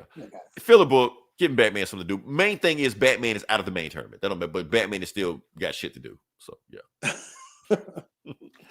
Yeah. So overall, 3.5 out of 5. It was filler, but it was fun filler. You know. Batman whooping ass. Nothing wrong with that. So yeah. All right. So what you got next? I will do Captain America versus Alien. Okay. Alien versus Captain America, whatever it's called. I'm trying to see how this would even work. AVCA? AVCA, is that what they're calling it? Is that the I guess. You got to brand it, baby. Yeah. So yeah, this is like we said, like I mentioned before, Marvel now owns not only the Predator comics, but they own Alien comics, and they've been crossing over, and even though they've made them before. They going back years and years, and when Marvel, other folks have made them. So yeah, but actually, Marvel's been doing good with these Alien and Predator crossover comics. Avengers versus Aliens was one of my favorite books of last year, modern day classic, and this is a lot of fun too. So, who wrote this? Who did write this? Let's see. Pulled up here. Reason I'm asking, and I'm pretty sure you can answer. I know you're gonna answer this question, but remember when we read Alien versus Avengers? Yeah, that was Hickman. Right. We never saw what happened to Captain America in the book. Oh, so this is written by Frank Thierry. No idea who he is. Okay. Yeah. But this isn't part of that. This takes place in World War II. Oh, gotcha. Okay, so there's nothing compared to. Okay. Yeah, it's a different timeline. But we have Cap and Bucky on the search for Baron von Strucker, who is on the search for a new supernatural weapon for the Red Skull, to turn the tides of the war. And then we cut to the Himalayas, and Strucker and a bunch of Hydra agents are, searching for this ancient city that the Inhumans used to be at before they went to. Yeah, that's what they're called. Yeah, okay. Look at you with the lore. I know my Inhumans lore. So they find it. It's deep in the mountains. They find this ancient city. It's like it's very Lovecraftian and Indiana Jones like too. Very Indiana Jones-esque. Totally like he goes. They walk into like this Himalayan like saloon or whatever, very much like in Raiders of the Lost Ark. And we wait a minute. Disney owns Indiana Jones. There you go. What the fuck? Where's my Indiana Jones comic? Good evening, Fräulein. One of these days, we're going to have to address that relationship between your fire is dying. Can you tell me where Dr. Jones is now? Yeah, it's very much like right. And so they find this ancient city. It's like deep in the mountains. It's very much like a Lovecraftian, like underground, elder gods dwelling. And they find, and it's got a bunch of alien xenomorph hydroglyphs all over the wall. Very much like how we saw C-3PO and R2 on the walls in the Well of Souls in the first Indiana Jones movie. Right. Because Star Wars did take place a long time ago. But in a galaxy far away. Far, far away, yes. So Strucker and the Hydra agents, they're going through this this underground city, and they find a bunch of alien eggs, and they start hatching and start attacking everybody. And then we cut to what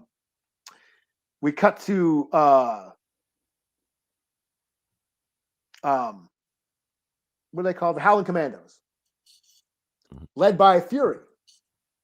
And they happen upon a village, that's all decimated. Like some village in Germany, it's during the war, and everybody's dead. Everyone, and they see that their chest cavities have been burnt, like they're open, and that means something came out of their chest. Right. And then they find a woman. She's still alive. Like, oh, we have a survivor here. And she's like, please kill me. And then a chest burster splats out of her chest. And they're like, what the fuck? And then Fury's right about to shoot it. And then all of a sudden, when Captain America Black Fury, White Fury. Shield, Black Fury or White Fury? White Fury. This is World War II, man. Okay, just make sure. So the chest burster is coming for Fury, but then the Cap shield comes and splits it in half and says, "Don't shoot it. It's alien blood, acid, blah blah blah." And then there's Cap and Bucky, and he says, "Yeah, Strucker's up to something, and I'm here to help." And that's kind of where it says to be continued. Okay. So, this is a lot of fun. Red Skull has alien eggs and a hive and an alien queen, and Cap and the Howling Commandos are on their trail. So it's a cool setup and just dumb, stupid fun. Aliens and Cap in World War II. Okay. I was wondering how they're gonna work, but you selling me on it. Okay. 4 out of 5. The art's cool. What's this guy's name again? Doing the art? The art looks familiar. What's his name? If you say it, I recognize it.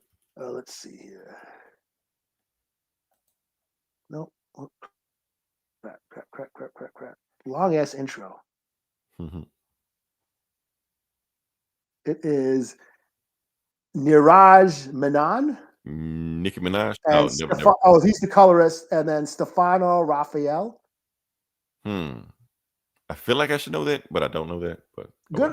The art's cool. Yeah, the art does look cool. Yeah, what I've seen. It's dope. The aliens, the alien queen looks cool. The eggs, the face huggers, it's pretty solid. Chest bursters, and yeah, it's cool.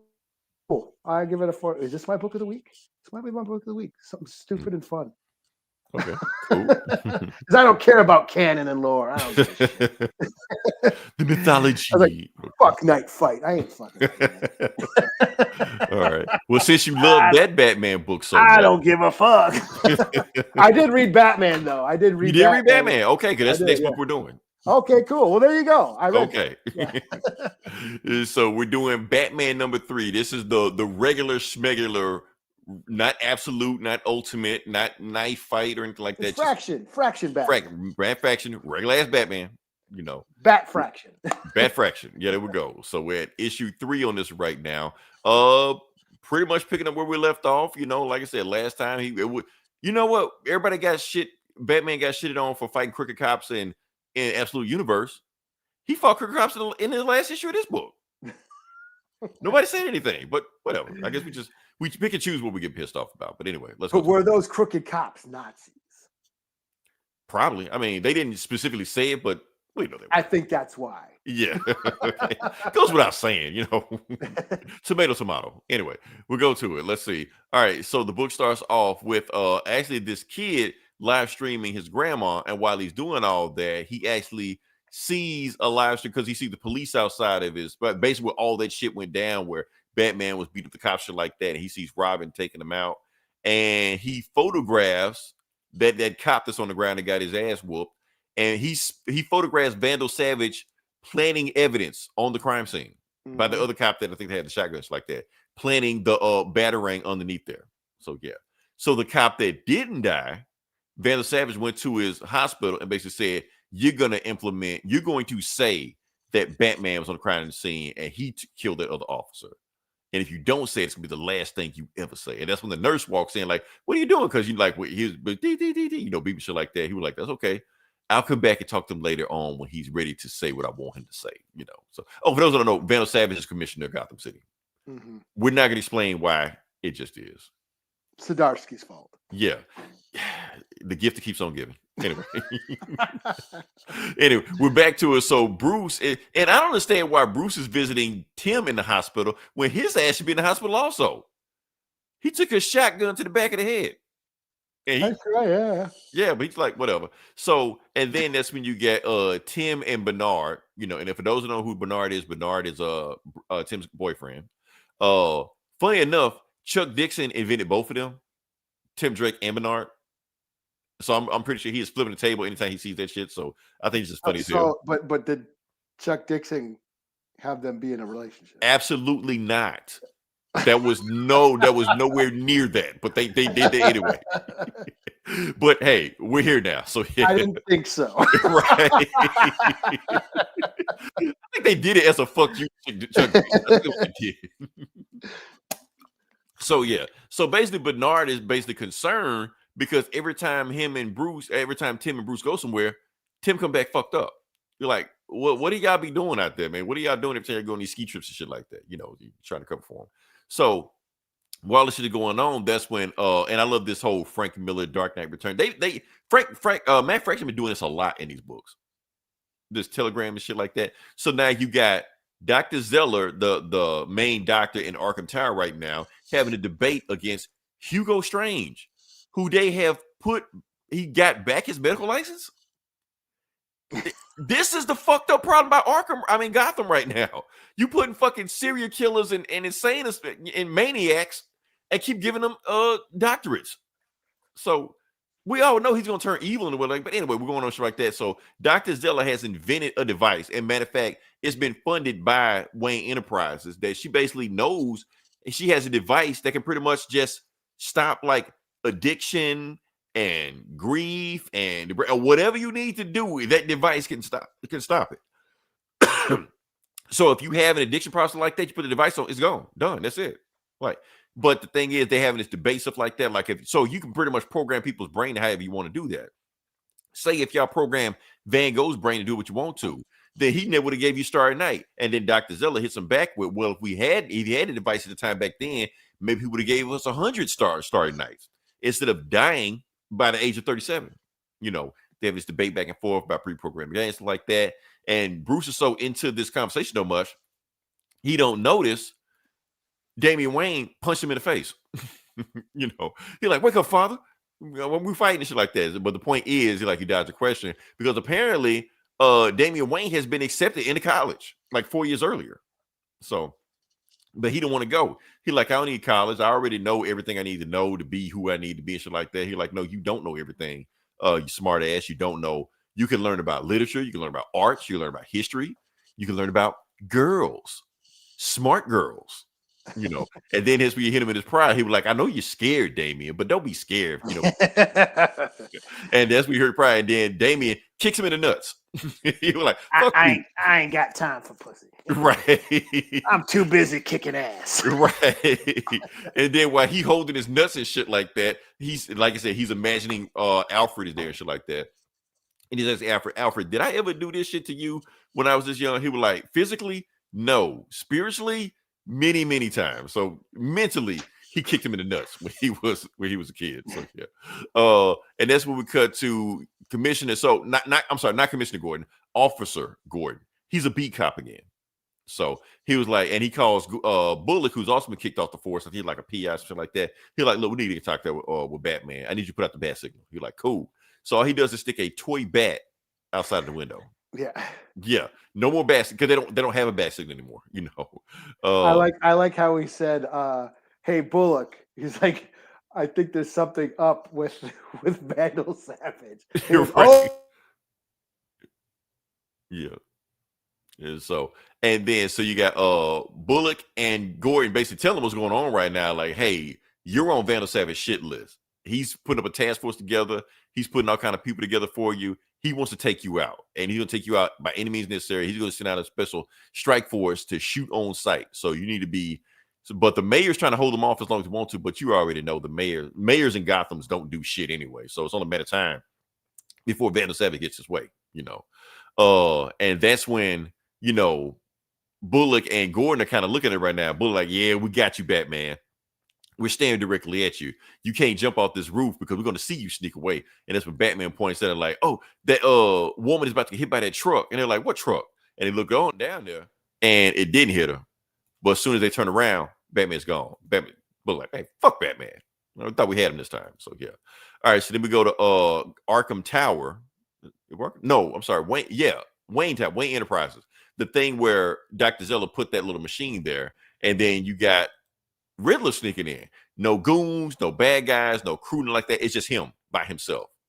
And then when he thinks he's about to steal that machine, that prototype machine by itself, that's when bam, he gets punched in the face by Batman, who was wearing a stealth suit, waiting for him to show up and waiting to come in there because he tripped the alarm. And then he's asking him, like, Riddler, why are you here?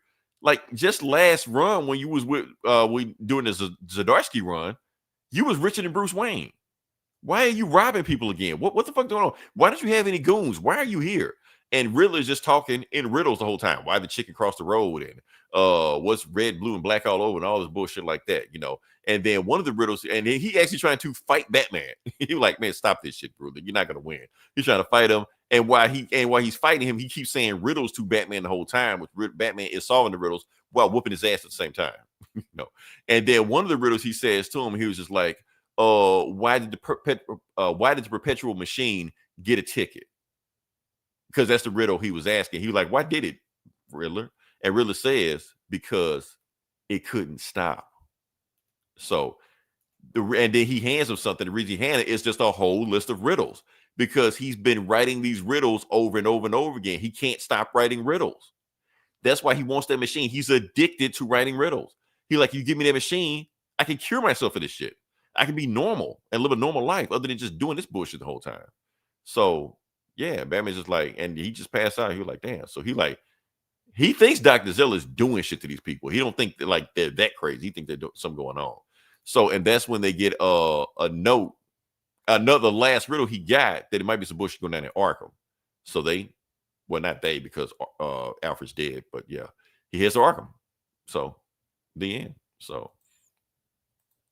Oh, were you there? Did you get connected? I seemed to got kicked out for a second. Jump yourself back in. Yeah, I did. Oh, you did. Okay, my fault. Okay.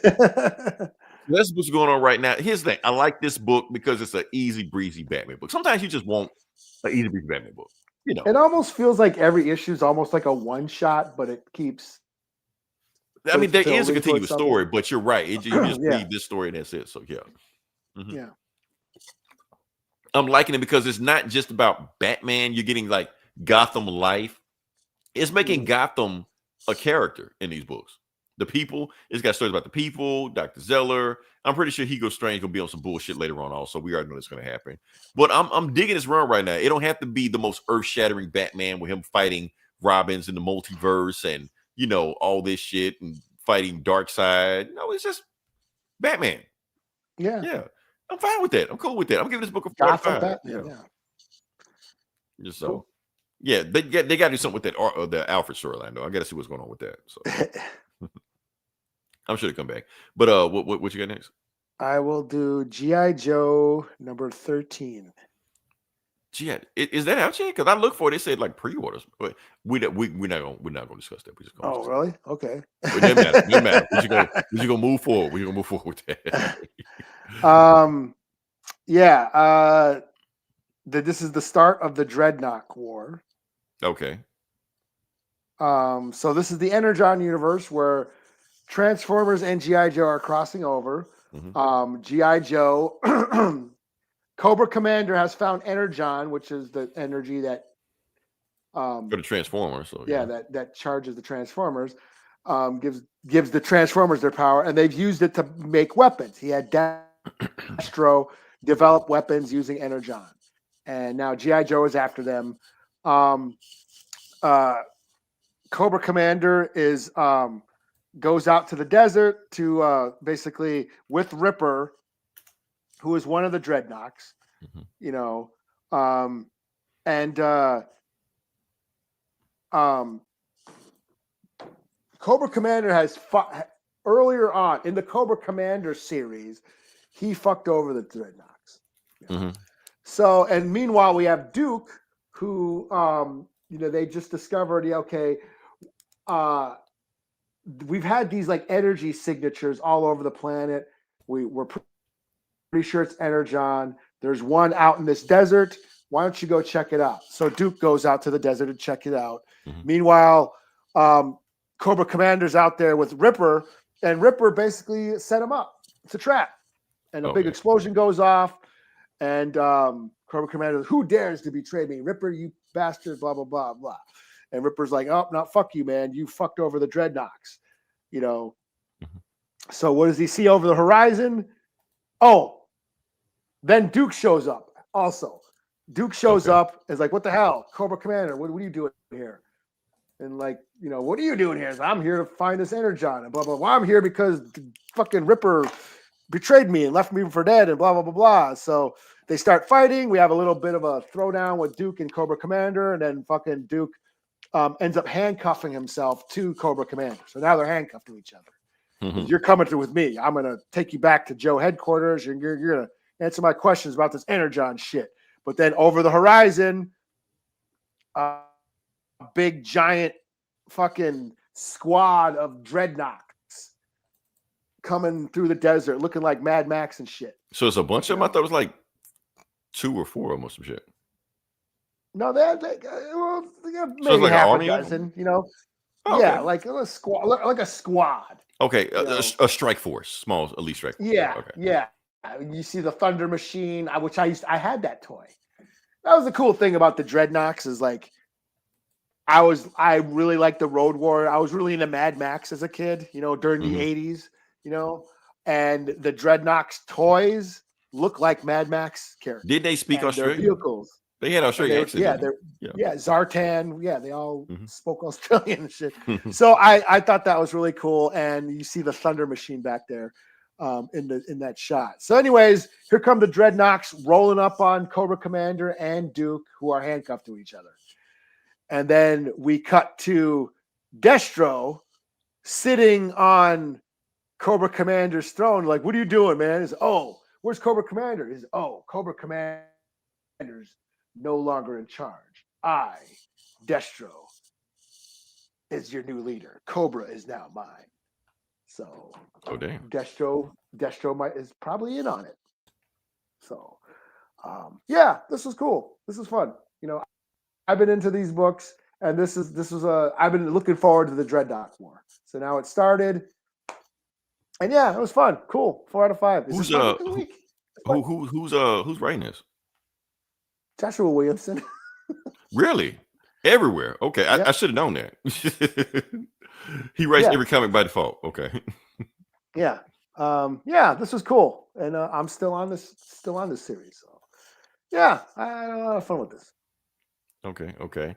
All right. So I guess back on me. All right, Eli. We are here. Again? Well, yeah. Well, we're at a new place now. But we're here where we All right. So, like I said, we've been doing Final Crisis for a very long time. That's like all this we've been doing. But here's the thing. This is the last issue. Ooh, the finale. The finale. After this, we're done. This is the final landing. Exactly. The Final Crisis finale. the finale of the Final Crisis. Final Crisis. So yes. It's the Final Crisis because, like I said, it had different superheroes on the book, stuff like that. this book has Superman on the front. So that's how you know it's dun, dun, dun. We don't say too much before we get copyrighted, but yeah, before we get flagged. All right. So yeah, so this final book, we're going to it. A whole bunch of bullshit went down. Last issue, Batman mortally wounded Darkseid, and Darkseid killed Batman. And then Superman shows up now. He's ready for, because he's super pissed because you killed Batman. So yeah, let's get to it. Let's see what we got. So the book starts off with, okay, I was wrong. Remember when we reviewed President Superman, and I said it was this first appearance back in Action Comic 18? I hope I don't screw that up. I think it was Action Comics 18. Actually, it wasn't. President Superman's first appearance was this book. Back 2008. That is him, Calvin Ellis, aka Kal-El, aka President Superman, on Earth 23 right now. And then the same bullshit that happened in every other multiverse, it's happening in his planet also. So he's like, okay, it's time for a job for Superman. And he goes to and he sees Nubia. Because, like I said, Earth 23 is all black superheroes. So even the Wonder Woman of this universe is black also. So it's not Wonder Woman, it's Nubia. Or it is Nubia, or it is Wonder Woman, but she's just Nubia. But whatever, you get the point. So the point is, since everything's going all crazy and shit like that, she's actually got this machine that can call and, for it can only do one time and call people to see if they need help. So somebody shows up and it's that same shit. Oh, we didn't review that book. It was a Superman Beyond. A bunch of super people were flying around from the multiverse to multiverse looking for super people. And who is it? It is the Question.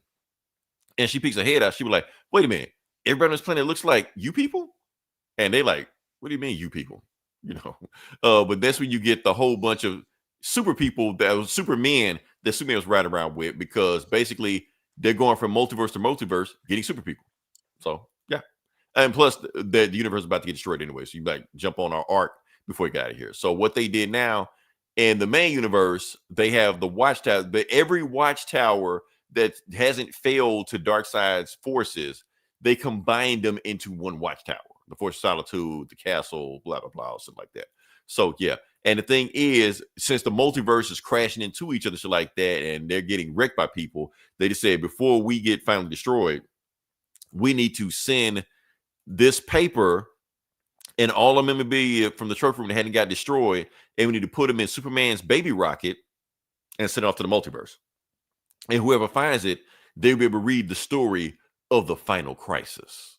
And that's where we're going right now. So yeah. And I ain't gonna talk about that. Yeah, move up past that. And that's when you got Superman pissed, holding Batman's Friday fricassee body. He's like, Darkseid, what the fuck did you animal, you diseased maniac? And he just laughing and shit like that. And then he grabs Darkseid. He's just like, what you gonna do, Superman? Kill me? Go ahead. You can't. Yeah, and you know why you can't kill him? Because you don't want to destroy this old man's body. And that's when Superman uses X-ray vision and reads the DNA of him. He was like, wait a minute. You took the body of Dan Turpin? Why you do that? He's an old dude. Why didn't you take Batman? He like, because I didn't want to fight Batman's soul, because I know this shit would have took forever for that. Dan Turpin was just strong enough for me to do it, but at the same time, just weak enough for me to take over, but enough to finish me off. Now, kill him. And Superman, you can't do anything to me or them, because if you kill me, you kill all of them. They're like, damn. So, and that's when he's about to reenact his plan and shit like that. That's what Superman tells him.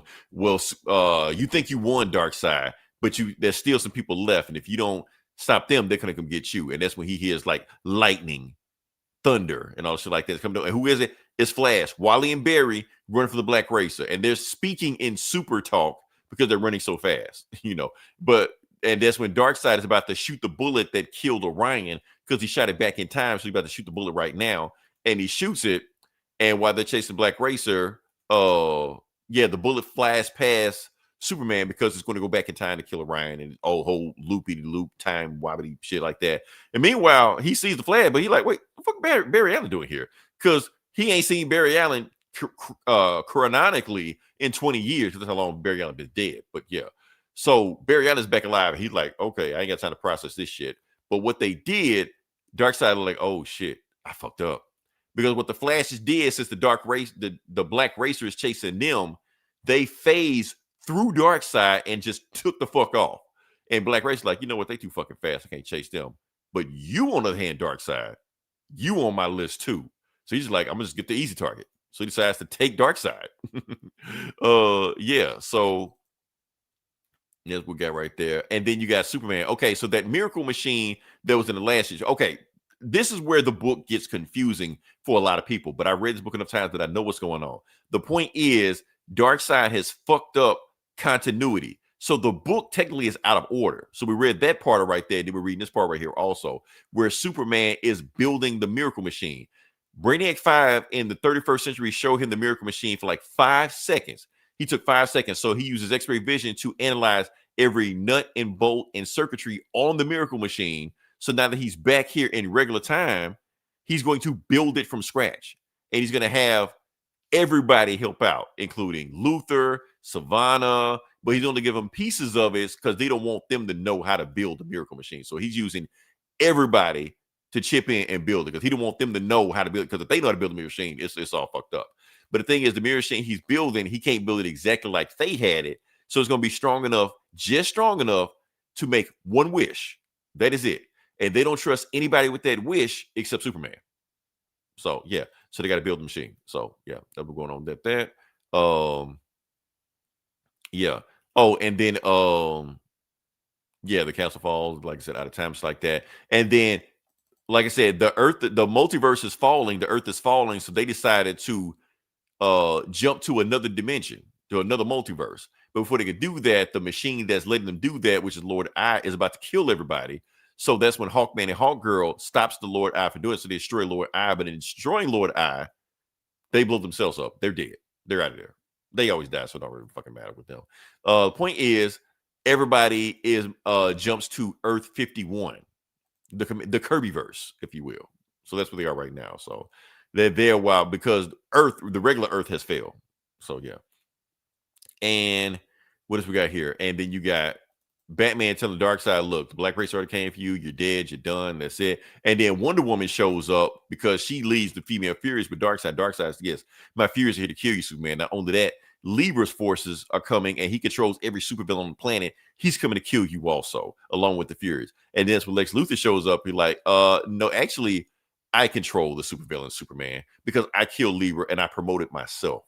So, yeah, this ain't your day. So now you have Superman versus Darkseid. Wonder Woman led the female Furies, and Lex Luthor controlling an army of supervillains. And while Supergirl is telling the story to the kids, and the kids like, what happened to Superman after that? And Supergirl's like, it's Superman. What you think happened? He survived. And what actually happened is that, first off, Frankenstein shows up. Yes, that Frankenstein's monster. Or Frankenstein. I don't give a fuck. Whatever you want to call him. Yes, he's there. Yeah, Frankenstein. Sorry about that. So the point is, he shows up and he takes out Wonder Woman easily. The reason he shows up because the anti-life equation doesn't work on him because he's not alive. So why would it work on him? So he takes out Wonder Woman, chops off Wonder Woman's demon dog and shit like that, and heals her. And yeah, and meanwhile, Lex Luthor actually betrays Darkseid and sends the army of supervillains to help Superman. So now Lex Luthor and Superman on the same side. And Luthor said, if you tell anybody about this, Superman, that I came here to help you, I'm going to kill you. Matter of fact, when it's all said and done and we're done with Darkseid, I'm going to kill you anyway. And Superman just says, you know what, Lex? I wouldn't have it any other way. It just smiles up. Like, that's it. So, yeah. Yeah. And so you got Frankenstein. So basically, like, Frankenstein, like, saved the day. Like, he was fucking up everybody because the anti-equation don't work on him. So he was just fucking up people and shit like that.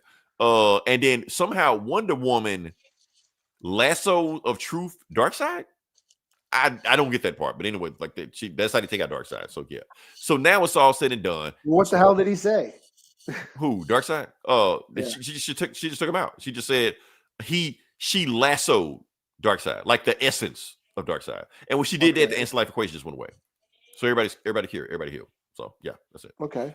Yeah. So you got Superman finally putting the last piece of the puzzle together for the miracle machine. So the miracle machine is almost ready, but it's like missing one little piece. It's like one little piece on it. Oh, and Darkseid still shows up. Darkseid is still there. He shows up out of nowhere, but he's like aura or whatever like that. He just says, oh, you build the miracle machine for me, Superman. How pleasant for me. So when I kill you, I can take it and make my own wish and do that. You're like, Darkseid, no, you're dead. Batman killed you. You're just clinging on to life. You're almost done. You're just hanging in the middle of the multiverse. But the thing is, I know because I have superpowers shit like that, that I know that the multiverse works on vibrations. And I know the vibration you're working on right now. So what Superman does, super sings him out of existence. He hits the exact pitch, the exact opposite pitch of Darkseid, and that's how he kills Darkseid. So he sings. What song did he sing? Yeah, he sings Darkseid out of existence. So yeah. What song is he singing? Yeah, what song would Superman sing to get rid of Darkseid? Probably some from the Living La Vida Loca. What's that? The Mighty Crab Joys with some shit. Yeah. Oh shit. I'm a punk rocker. Yes, I am. Nah, something a little bit more. Maybe a metal song. Maybe that's what it is. No. I feel like Darkseid would like a metal song. I don't know. Probably some Taylor Swift, some shit. Some shit. Yeah, he sung some Taylor Swift at the Darkseid. Like, no, get the fuck out of here. Get him on his nerves. Yeah, no. My only weakness. Okay. All right. So Superman. Rock song. You're right. So Superman screams so loud that he can't. It's gonna take him a while for him to get his voice back. But the point is, he can super hear the element that's in Metron's chair, and it's called Element X. And Element X can turn itself into anything you need it to be. So he turns into the last piece that he needs to put the Miracle Machine back together. And like I said, the Earth is gone, the Watchtower is gone. Everybody in Earth has already migrated Earth 51. So Superman is the only being on this universe right now with the Miracle Machine. That's it. And they have fallen to basically hell or the nether region, whatever like that. And that's when the real villain of this entire story shows up to. The dude worse than Darkseid. Mandrake, the Dark Monitor. We've never explained him. We've never seen him. He was actually in another crossover storyline we didn't talk about, but Ultraman and shit like that. Him and Superman fought before. Superman is the reason he's down here because Superman banished him down here. But the reason Superman was able to beat him because he had cosmic armor from the Monitor space guys after he fusion danced with Ultraman and Dr. Manhattan fused their atoms together. I'm sorry, Captain Atom or one of them motherfuckers fused their atoms together and made an explosion to make a complete multiverse outside of the multiverse. Whatever the fuck. Point is, he can't do this shit right now. He ain't struggling to do this shit right there. Oh, and Ultraman's a vampire. So, yeah. Oh, he's a vampire. He's a monitor, and basically they reveal that all monitors are vampires, so he feeds on the multiverse and feeds in his story. So anytime it's the end of a story, he eats it. And so he's saying, since this is the 7th issue and the end of Final Crisis, he's come to eat this story. And on the 7th day. Yes, this is Grant Morrison. Like I said, so yeah. So yeah. Oh, and the reason the reason the Spectre hadn't showed up here because Mandrake killed him like a while ago. So that's why the Spectre hadn't come to say, because normally in these crisis stories, Spectre shows up. Get in my belly. Right. So he ate them, drained them, sucked them dry. Also, Radiant. I think that's like. So if Spectre's God's vengeance, Radiant's God's mercy. He killed both of them. Fuck them. Don't matter. So yeah. So they're not coming to save you, Superman. You know, and matter of fact, you're down in the nothingness, the endless abyss. So you don't have enough energy to power the Miracle Machine. You did all this shit to build it, and you can't power it up. So why don't you just let me suck you dry like I did everybody else, and you become my slave for the rest of eternity? How about that, Superman? Superman like, no, I'm not doing that shit. You know, matter of fact, you're forgetting one thing, Mandrake. Every cell of my body is a solar battery. I have the power to power the Miracle Machine within me. Now, it's going to take everything I have to do that. So best case scenario, it's going to leave me powerless. Worst case scenario, it'll kill me. But it doesn't matter. At the end of the day, I will have enough power to drain the Miracle Machine. And Mandrake tries to stop him, and the Green Lanterns are getting ate by giant amoebas. So fuck them, doesn't matter. Like I said. Point is, Mandrake tries to stop him, and Superman's like, no, Mandrake, you got bigger problems. Look up in the sky. And he looks up in the sky, and what is it? It is every Superman in the multiverse coming at the same time to save them. Yeah. And the first thing they do is take out Ultraman. They all blast him at the same time. Ultraman dead, gone, out of there. So yeah. And then the Monitor shows up, the other Monitor, the main Monitor that's been crazy and shit like that. He's here, the Super Judge. He's here. And he's here. He's like, Superman, I heard you cry. I heard you cry for help. I'm here. I know you're weak, you're powerless because you did all you need to take out the Mirror Machine. I got this from here. I'll take this. So he says, Mandrake, I'm here. And on my right, I have Superman. But also I stole these animals from Earth 35, and there are the super animals of the zoo crew. And that's where we get my boy, Captain Carrot. Yeah, and the zoo crew. And I also brought the Angels of Heaven. They're here with me with the super animals. And I also brought the Green Lantern Corps. They were lost in space. You try to kill them with amoebas and shit like that. I brought them here. So now I have Superman, every Superman in the multiverse, Angels from Heaven, some super animals, and the Green Lantern Corps ready to whoop your ass right now. So, that's right. And I've come to kill you, father. So yes, Mandrake is the super judge father. So yeah, he was like, so this some old Luke Skywalker, Darth Vader shit going down right now, stuff like that. So yeah. And everybody blast him all at the same time and shit like that. So just like, we're gonna take you out, Mandrake, And the Green Lanterns, like I said, man, we run out of juice hack. It took everything they had just to get here right now. So Hal's just like, okay, so I know we're about to run out of juice. Use every bit of your power to stake this vampire, and bam, they stab him in the heart. So Mandrake is dead. He's out of there. He fades away and shit like that. Like that. And they kill Ultraman also. And that's when the super judge says, and that's why you don't fuck with the judge of all evil. So yeah. That's it. So everything's back to normal. So yeah. So the super judge, so they playing it back together, they put all the universe back. But Batman's dead, the Hawk people are dead, other people are dead, whatever like that. They mourn them. Shit like that. The Superman and the Green Lantern Corps, they push all the universes back to the planets where they were before. So they basically fixed the multiverse. The super judge fixed the multiverse, all this shit like that. And yeah, everything's back to normal. And the new guys resurrect on Apocalypse. So yeah, so even they're back. So yeah, and that's the monitor says, and yeah, I fixed everything. We're good. And that's like that. You're like, Command D's back where it was before. So yeah. So they just like, cool. Okay, so everything's wrapped up. We're good. Monitor, you can have your story back. I mean, you can have your post back on Area 51 or Earth 51. He's like, no, I don't want to do that. Matter of fact, none of us need to do that. Because the thing is, all this shit happened because of us. We fuck with the multiverse because we're too involved with the multiverse. We're sticking our hands in it too much. But the multiverse can run itself. They don't need us. So what we need to do, we need to just go away. So make your peace with everybody and let's get out of here. So while he's having his final conversation with Deja Well, his, the love of his life, that actually brought him back from, to make him remember who he was. He's like, this is it, man. And while he's talking to him, the pages are fading away. They're eating itself. They're fading away. The monitors are fading out of existence. The reason they're fading out of existence because the final crisis is their final crisis. That's the whole point of the story. So no more monitors. So yeah, and before they completely fade away from the story, Deja will ask him, well, hold up, what did Superman wish for in the Miracle Machine? Like, he's Superman, what you think he wished for? He wished for a happy ending. That's it. And they fade away. Yeah. Meanwhile, he wakes up back on Earth as a regular ass human and shit like that. They were like, oh, the story is on the beginning because they talk about all the shit that happened to Final Crisis, and that's it. That's the story. New Earth, new heaven, new Earth. So yeah.